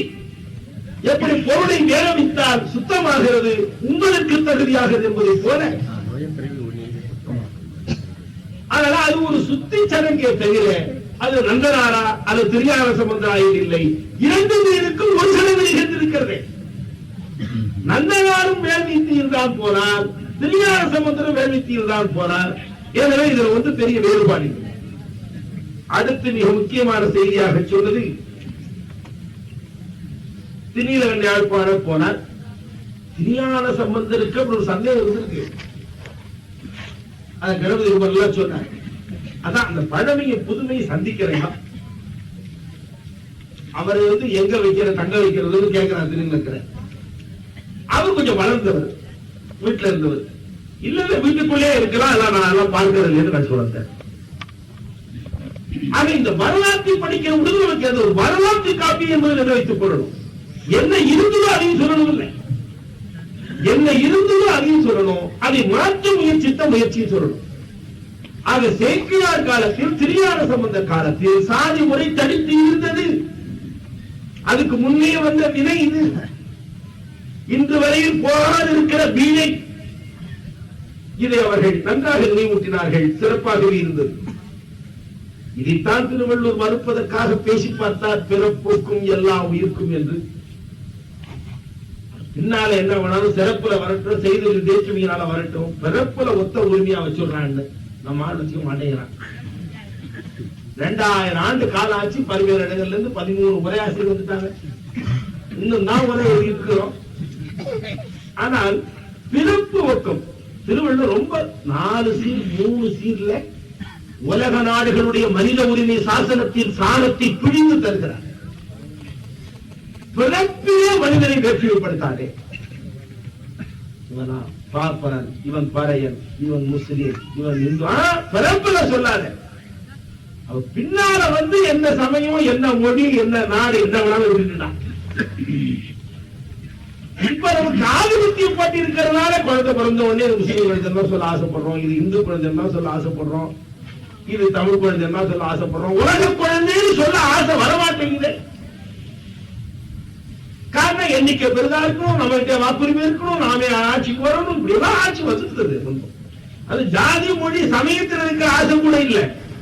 இவைகளின் எண்ணிக்கையை காட்டி ஆதிபத்தியத்தை பிடித்து அது அந்த வர்த்தத்தை அங்கதான் சுற்றுது. இப்ப ஜாதி எல்லாம் ஒரு ஜாதியை காப்பாத்தவா, இப்ப ஜாதி மாநாடு போடுறது ஜாதியை காப்பாத்தவா? இல்லவே இல்லை. இந்த ஜாதியை காட்டி ஆளுகிறவர்களிடத்தில் எனக்கு பின்னாலே இவ்வளவு ஜாதி இருக்கு, எனக்கு எல்லாம் போடுற குழு, இந்த முறை இருக்கிறதே, அந்த முறை என்பதை எண்ணி பார்க்க வேண்டும். அடுத்து மிக முக்கியமான செய்தியாக வைத்தது ஊழ், வறுமை, வளம் வேறுபாடு. ராஜகோபால் ஊழியை நம்புவதா சொன்னார், கணபதியை நம்புறதா சொன்னார். ஆக அடிப்படையில் 2 பேருக்கு வேற்றுமை இல்லைன்னு தெரியுது. ஆனா இவர் மாற்ற முடியுங்கிறாரு, இவர் மாற்ற முடியாதுங்கிறாரு. இவர் மாற்ற முடியாதுன்னு சொல்லி என்ன பயன், இவர் மாற்ற முடியாதுன்னு சொல்லி முடியும் சொல்லி என்ன பயன்? இன்னும் நம்ம நாட்டிலே கோயிலுக்குள்ள போனால், மதத்துக்குள்ள போனால், மத தலைவர்கள் பார்த்தால், தினந்தோறும் தினமணியிலே இந்துவில வர பிரசங்கத்தை பார்த்தால் ரேஷன் கார்டு ஒரு ஓமை கண்டுபிடிச்சிருக்காரு ஒருத்தர். ரேஷன் கார்டு அதாவது 1 கிலோ ரேஷன் கார்டுல 2 கிலோ அரிசின்னு போட்டிருந்தா 2 கிலோ தானே கொடுப்பான். அது போல உனக்கு விதி இவ்வளவுதான், அவ்வளவுதான் கிடைக்கும். ரேஷன் கார்டுல எவ்வளவு தும்முள் இருக்குன்னு நமக்கு தெரியும். கொஞ்சம் கூட கொடுத்து கொஞ்சம் 2 கிலோ கூட போட்டு முடியாதுன்னா போட்டு கொடுத்துறான். வாங்கதான் போறோம், ஒரு ரேஷன் கார்டு தான் இருக்கு, இன்னும் கொஞ்சம் கூட தேவைன்னா வேற ஏதாவது கார்டு வந்தா அதை என்ட்ரி போட்டுக்கோப்பா, இன்னும் 1 கிலோ கூட கொடுன்னா அவரை வேண்டியதான் கொடுத்துக்கிறாங்க. இந்த ரேஷன் கார்டை கொண்டு போய் ஊழோட எல்லாம் ஒப்புமைப்படுத்தலாமா? இந்த ஊழ் என்பது இருக்கிறதே நம்முடைய சமுதாயத்தை தூக்கி எறிய முடியாமல் அமைக்கிக் கொண்டிருக்கிற ஒரு தத்துவம். கால்களிலே பூட்டப்படுகிற தலைகளை விட மனிதனின் சிந்தனையில் அமுக்கப்படுகிற அமுக்கம் இருக்கிறது, அது பெரிய பாவம் என்பதை மறந்து விடாதீர்கள். என்னை காலிலும் கையிலும் கட்டி உருட்டி விட்டால் கூட நான் மறுத்துக் கொள்ளலாம். ஆனால் நீ இப்படி சிந்திக்காதே என்று மனிதனுடைய சிந்தனைக்கு தடை விதிக்கின்றவாறு அமுக்கங்களை கொடுப்பது ஒரு பெரிய பாவம். ஊழ் என்பது வேறொன்றுமல்ல. நேற்று செய்த தவறு இன்றைக்கு உன்னுடைய அனுபவத்திற்கு வருகிறது. இன்றைக்கு விழிச்சு விட்டீங்கன்னா நேற்று தவறை எடுத்து விளையாடிட்டு புது ஆளா வந்துடுறேன். நான் காரைக்குடியில் பேசுகிற பொழுது சொன்னேன், கம்பன் விதியின் வழியே போன பாத்திரத்தை தான் படிச்சான். இளங்கோ விதியை குப்புறம் போட்ட பாத்திரத்தை படிச்சான். ராமன் விதி முன் செல்ல பின்னே போறான். ஆனா இளங்கோவடிகளுடைய பாண்டியன் நெடுஞ்செழியன் வல்வினை வலித்தது கோலை, ஆனா வலித்த கோல் கீழே விழுவதற்கு முன்பாக வெறிந்து தொழிற்பட்டு சுறுசுறுப்பாக இயங்கி அந்த வலிப்பை நிமிர்த்திவிட்டு செங்கோலாக்கி விட்டார் உயிரென்ற ஆணையை கொடுத்து. விதியை வென்றவன் விதியின் பின்னாலே நடந்து 14 ஆண்டு காடுகளில் நடந்து மனைவியை இழந்து அல்லற்பட்டு அழுது விட்டு வந்தான். அவன் இவன் நிகழ்ந்து விட்டது தவறு. முன் நிமிடத்தில் நடந்த நிகழ்ச்சியினாலும் ஒரு தவறு நிகழ்ந்து விட்டது. இத்தனை அழித்து எழுதுறான். சில வாத்தியார்கள் எழுதி வருவார்கள் கணக்க, திரும்ப 2ஆம் தரம் பார்க்கிற கூட தப்பு இருந்தா அடிச்சுட்டு உடனே திருப்பிடுவாங்க. சில பேர் அப்படி திருத்தாம என்ன பண்ணுவாங்க, வந்து உட்கார்ந்துருவாங்க, பையன் மாதிரி சார் கணக்கு தப்பா இருக்குன்னு சொல்லி கொடுத்துருக்காங்க.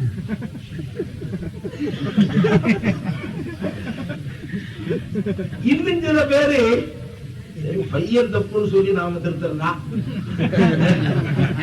இல்லடா இது சரிதானா, இது ஒரு கணக்குடா, இது போல கூட தப்பு பண்ணீங்க. அவரு நடந்து வச்சுன்னா அது சரி, மறுநாள் அழிச்சு எழுது. ஊழ் என்பது நேற்று முந்தானால் சிந்தனையால் செயலால் செய்த தவறுகள். இன்றைக்கு இந்த தவறுகள் பழக்கமாகி வழக்கமாகி உனக்கு முன்னே வந்து நிற்கும். அந்த பழக்க வழக்கத்தை மாற்றுகிற புத்தறிவு நீ பெற்றுவிட்டாயானால் பழக்க வழக்கத்தை மாற்றுவதன் மூலம் அதுதான் முயற்சின்னு பேரு. ஊழ் என்பது பழக்க வழக்கமா தான் வந்து நிற்கும், வேற ஒன்றும் புதுசா உருவம் பெற்று வராது. நான் 4 கெட்ட பழக்கத்தை பழகினால் அது திரும்ப 4 வேலைக்கு நிற்கும். சில பேர் இருக்கிறார்கள், பேசுகிற பொழுது இடையில 8 தடவை சோடா குடிக்கிறேன்னா பேச வராது. யாராவது முதல்ல ஒருத்தர் குடிச்சிருப்பாங்க, அல்லது குடிச்சிருப்பாரு, அல்லது அப்படி குடிச்சு பேசுறதுதான் பெருமை நினைச்சிருப்பாரு, பழகிருப்பாரு. அப்புறம் அது இல்லாமலே வராது. தாகம் இல்லைன்னாலும் சோடா பண்ண கையில தூக்கலைன்னா என்னமோ போல இருக்கும்.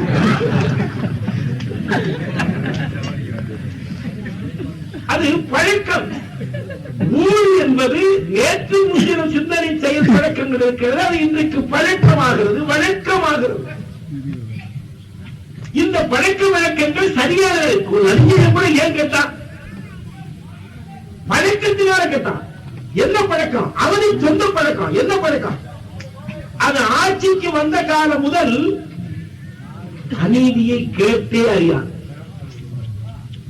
இளங்கோவடிகளுக்கு ஒரு பின்னணி அமைக்கிறார். நாடு காண்காதே, ஊர் காண்காதே.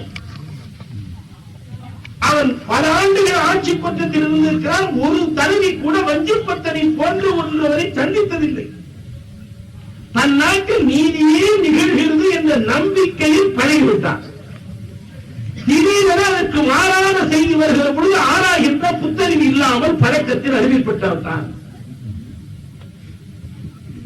அந்த பழக்கத்திற்கு அடிமையானதுதான் அவனை வாய்கொள்ள செய்தது.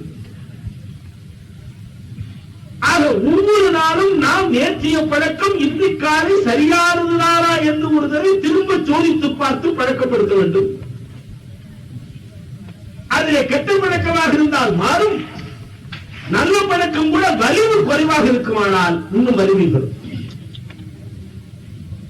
ஆனால் ஊழல் என்பது இதை விட ஒரு பெரிய அற்புதமானது என்று யாரும் கருதாதீர்கள். ஊழலை மாற்றுவதுதான் நம்முடைய வேலையே. அந்த வேலை செய்ய நாயக்கு இல்லைன்னா சோர்விக்க கூடாது. நேற்றைய தவறு ஆங்கில அறிஞர் ஒருவன் வேடிக்கையாக சொன்னான், நேற்றோடு நம்மில் பல செத்து போகாமல் இன்றைக்கும் வாழ அனுமதித்திருப்பதற்கு காரணம் நேற்றைய தவறுகளை இன்றைக்கு திருத்திக் கொள்வான் என்று நம்பி. நேற்றோடு செத்து போன எனக்கு புரிய முடிவெடுப்பது, நேற்றோடு சாகாமல் இன்றைக்கு நம்மை வாழ அனுமதித்திருப்பு காரணம் இன்னொரு கரிசி சோறு சாப்பிட்டு போனாங்க. நேற்று செய்த தவறை இன்றைக்கு திருத்திக் கொள்வான் என்று வாய்ப்பு வழங்குகிறது இயற்கை, நியதி, இறைவன். இந்த வாய்ப்புகளை இவன் முறைப்படுத்திட்டு நான் மாற மாட்டேன் சார். சில பேர் சொல்றான், நான் மாறினதே இல்லை, இப்படியே தான் இருக்கிறேன். மாறாது போறா எதுக்கு? ஆதலாலே அதனால்தான் பழங்காலத்தில் இறையை பற்றி கூட முன்னை பழமைக்கு பழமையாய் பின்னை புதுமைக்கு பெயர்த்தும பெற்றியதாய். இறையாக இருந்தால் கூட அந்த அனுபவம் கூட பழமையாகவே இருந்தால் உயிருக்கு பிடித்து போகும், மகிழ்வு இருக்காது. அவனே கூட புத்தகம் தாங்கி புதுமை தாங்கி புதுமை பொறிவோடு வந்தால்தான் அது கூட அனுபவத்திற்குரியதாகும். இந்த அடிப்படையை பார்க்கிற பொழுது ஊழை வெற்றி பெற முடியும். வள்ளுவரே கூட வெற்றி பெற முடியுங்கிற கட்சியை சேர்ந்தவர் தான். கொஞ்சம் நம்ம ஆயத்தப்படுத்துறதுக்காக கொஞ்சம் வலிமையை பெருசா சொல்லி வச்சார். ஏமாந்துராதராங்க ஊழி பெருமை யாவுல. அது எதிரி படையை வலிமைப்படுத்துவதற்காக சொல்லுவது போலவே தவிர நம்மை பயமுறுத்துவதற்காக அல்ல. கொஞ்சம் வலிமையா தான் இருக்கு, அவ்வளவு சீக்கிரம் பழக்கத்தை மாற்ற முடியாது. அது அப்படியே எழுந்திருக்கலாம் நினைக்கிற கூட ஒரு தடவை கூட்டாளி வரும். கொஞ்ச நேரம் போட்டுமே சொல்ல தோணும். இன்னைக்கு மட்டும் முடிப்புமே, நாளை வந்து நிறுத்திக்குமே தோணும். மதுவிலக்கு வந்தவரை எத்தனை பேர் 100 தடவை ஊத்தி போட்டிருப்பான். இன்னையோட நிறுத்தி போடுறது, இன்னையோட நிறுத்தி போடுறது, இன்னையோட நிறுத்தி போடுறது. அது அந்த பழக்கத்திற்கு எளிமை அது. அதனால அது உன்னை வருத்தும் என்பதை சொல்லுவதற்காக ஊழில் பெறுவது ஆவல. ஆனா வெற்றி இல்லைன்னு முடிச்சாரு. முந்தூரும் முன்னே நிற்கும். வெற்றியா தோல்வியா சொல்லல. ஆனால் முயற்சியை பற்றி சொன்ன பொழுது உப்பக்கம் காண்பர் முடித்து காட்டுகிறார், கூலி தரும் முடித்து காட்டுகிறார். இன்னொரு குரல் சொன்னார் ராஜகோபால். இன்னும் அவருக்கு அந்த நிர்பந்தம் வரல, ஆனால் அந்த குரல் சொன்னார். வகுத்தான் வகுத்த வகையெல்லாம் கோடி தொகுத்தார்க்கும் தீர்க்கிறது சிக்கலான குறை. இதுக்கு இப்படி ஒரு பொருள் சொல்லி பாருங்களேன். இப்ப கணபதிக்கு சில சிக்கல் இருக்கு. அவருக்கு திருமணம் செய்ய வேண்டிய பெண் வீட்டில் இருக்கு. அவர் நிறைய பொருள் ஈட்டுகிறார். உனக்கு அந்த மாதிரி நிர்பந்தம் வரல. அதனால நீ மதுரைக்கு போற உடனே நீ 2 பேருமா ஒரு சிற்றுண்டி சாலைக்கு போறீங்க. நீ சொல்ற 6 இட்லி கொண்டாங்கிற, ஒரு ரவா ரசம் கொண்டாங்கிற, ஒரு பூரி கொண்டாங்கிற, ஒரு சப்பாத்தி கொண்டாங்கிற, ஒரு வடை கொண்டாங்கிற. நீ பாட்டு 3 ரூபாய் 5 ரூபாய்க்கு. அவர் பார்த்தாரு, இது என்ன நம்மளோட இவரோட சாப்பிட்டா நம்மளால காசு ஆகாது. அவர் எங்கேயோ தனியா உட்கார்ந்து 2 இட்லி தின்னுட்டு மிச்ச காசை முடிச்சுட்டு போயிட்டாரு. காரணம் என்ன? அவர் ஈட்டின பொருள்ல இந்த பணம் தன் மகள் திருமணத்திற்காக என்று வகுத்து வைக்கிறார். அவர் தானே வகுக்கின்ற அந்த விதிமுறையிலிருந்து அவர் மீறி அதை அனுபவிக்க மாட்டார். வகுத்தான் பொருளை ஈற்றவருக்கு வகுப்பு வரும் இல்ல. சட்டைக்கு எவ்வளவு, புத்தகத்துக்கு எவ்வளவு, மனைவிக்கு எவ்வளவு, பணத்துக்கு எவ்வளவு, இது ஒண்ணு இல்ல. என்ன வகுத்துக்கிறவங்களுக்கு நிறைய வர்றதுனால வகுக்கிறது உங்களுக்கு. எனக்கு கூட வகுக்கிறது உண்டியா? இப்ப கூட முத்தரவு பிள்ளை வந்து கேட்டார், பயண செலவுக்கு என்ன பண்ணன்னு கேட்டார். அலுவலகத்திலே கேட்டார்கள். அது அநேகமா கொடுப்பார்கள். இல்லையா நம்ம ஊர்க்காரர்கள் போய் செய்கிறார்கள், வந்தாலும் சரி வராது போனாலும் சரி. அப்ப நமக்கு நிதி ஒதுக்கீடு இல்லையேன்னாரு. வகுத்தல் என்பது ஒருவர் ஒரு நிதியை எதற்காக வகுத்துக் கொள்ளுகிறார்களோ அந்த வகுத்த வகையைத்தான் செலவு செய்வார்கள். அதுதான் நாணயம். அணைக்காக ஒதுக்கிற பணத்தை தூக்கி கொண்டு போய் அரண்மனை கட்டக்கூடாது.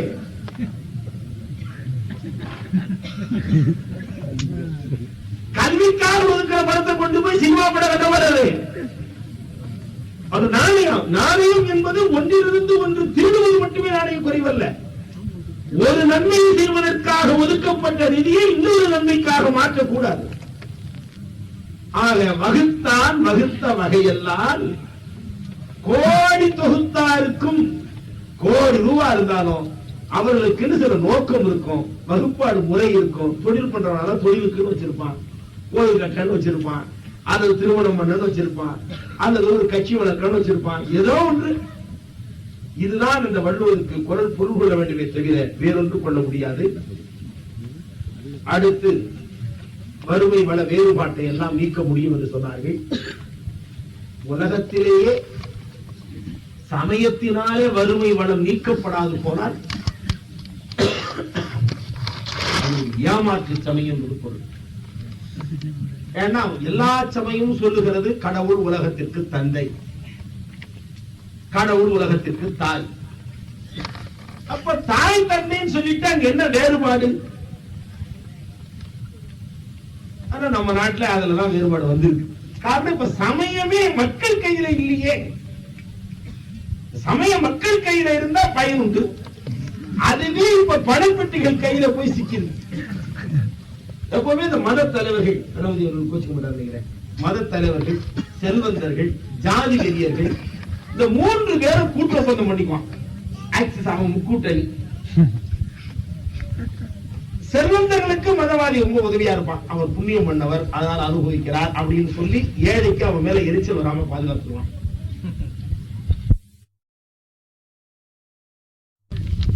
ஆதலால் அவர்களுக்கு தெரிந்தவை உண்டு, தெரியாதவை உண்டு, அறிந்தவை உண்டு, அறியாதவை உண்டு. இவ்வளவு வேறுபாடுகளுடைய ஒரு தாய் தான் ஈன்ற குழந்தை பசிக்க உண்ண மாட்டார்.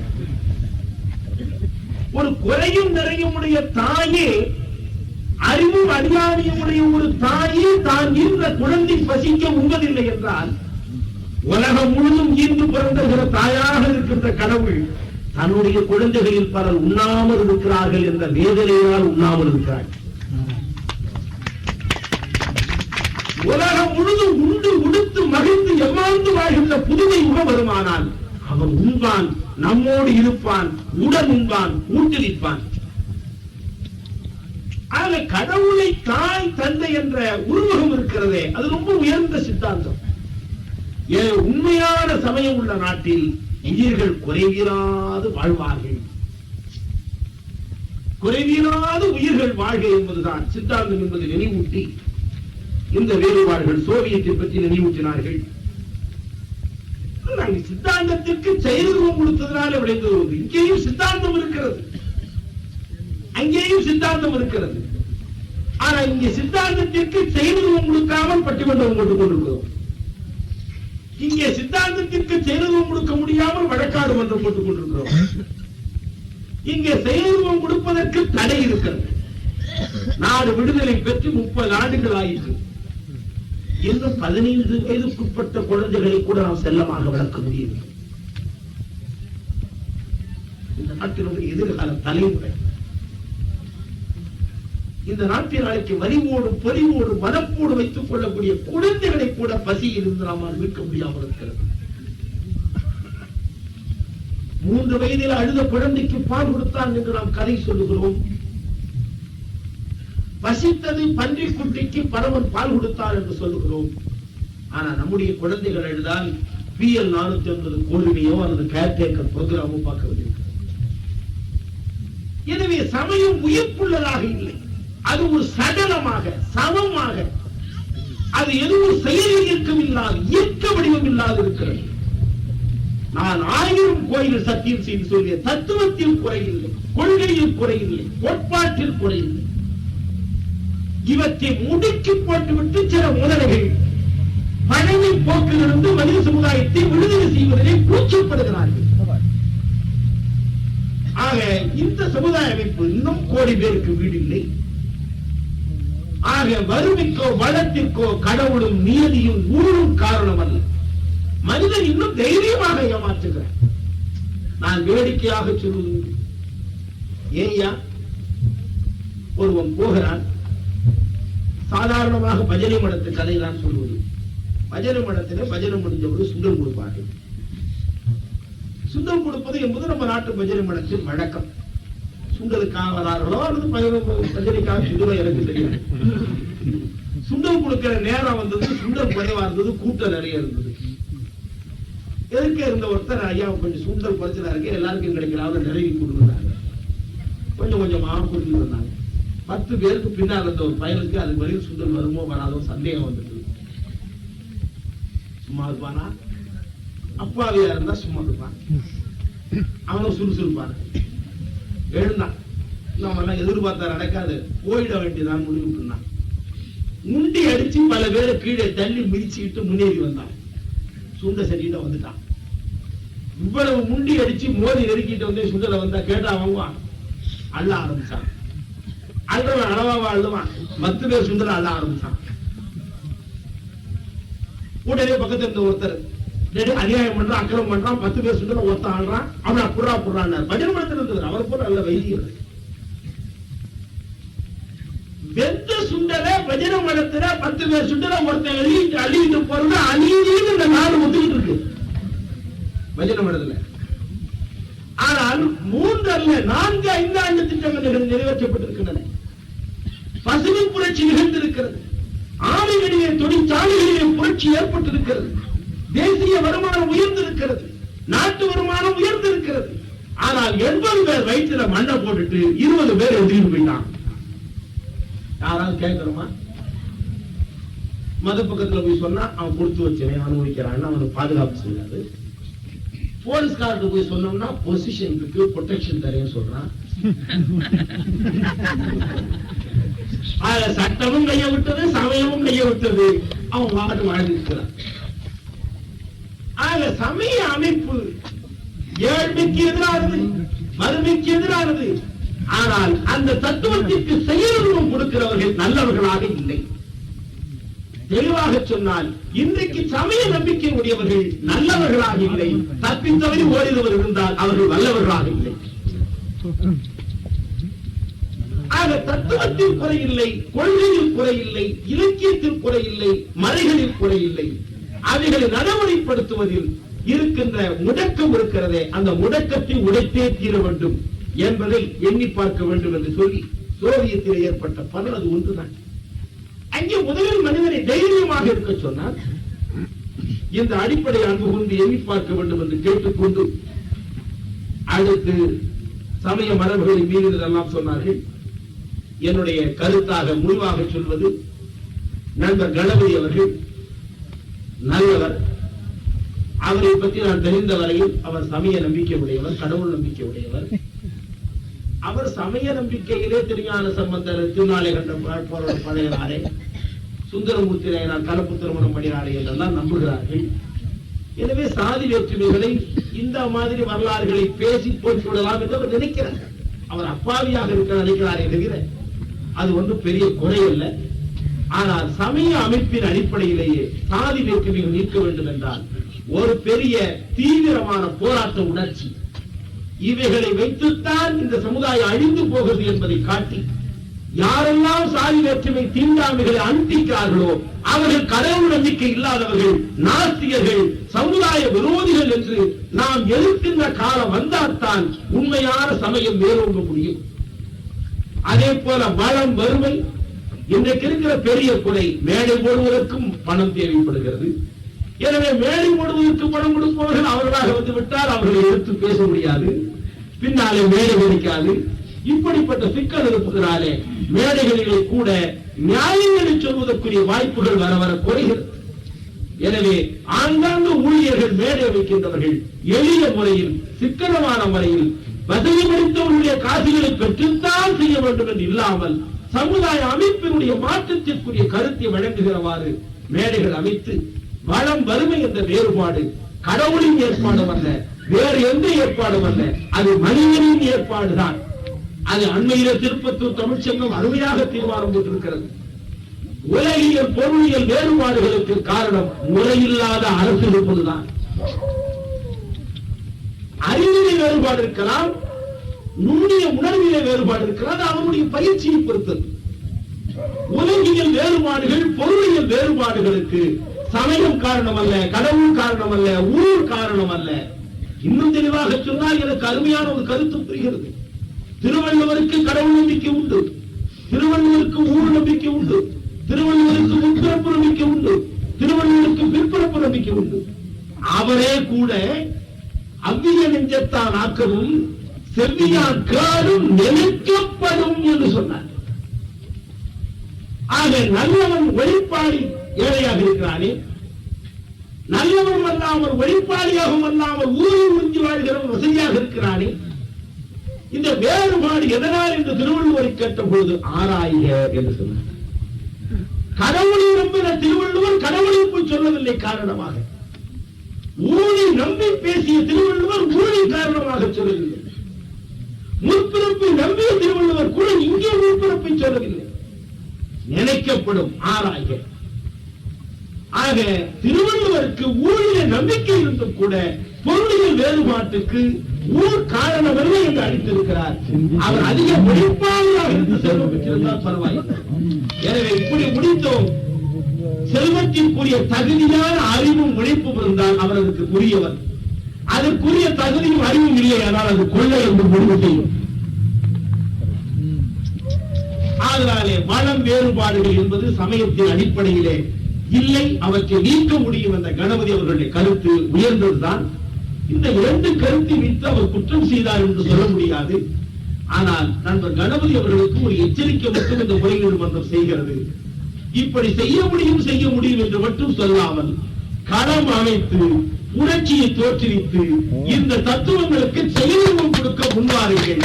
இல்லாத போனால் மக்கள் உங்களை நம்பி ஏமாந்து போவார்கள் என்று கூறி இந்த சமய அடிப்படையிலேயே சாதி வேற்றுமைகளை நீக்க முடியும், வளம் வறுமை வேறுபாடுகளை நீக்க முடியும், தத்துவத்தில் குறையில்லை, சார்ந்திருக்கிற மனிதனின் குறைதான் என்பதை சொல்லி இந்த வளமும் வேறுபாடும் இல்லாத, வறுமையும் இல்லாத, சாதி வேறுபாடு இல்லாத ஒரே குலமாக சமுதாயத்தை உருவாக்குவோம் என்று கூறி விடைபெறுகிறேன்.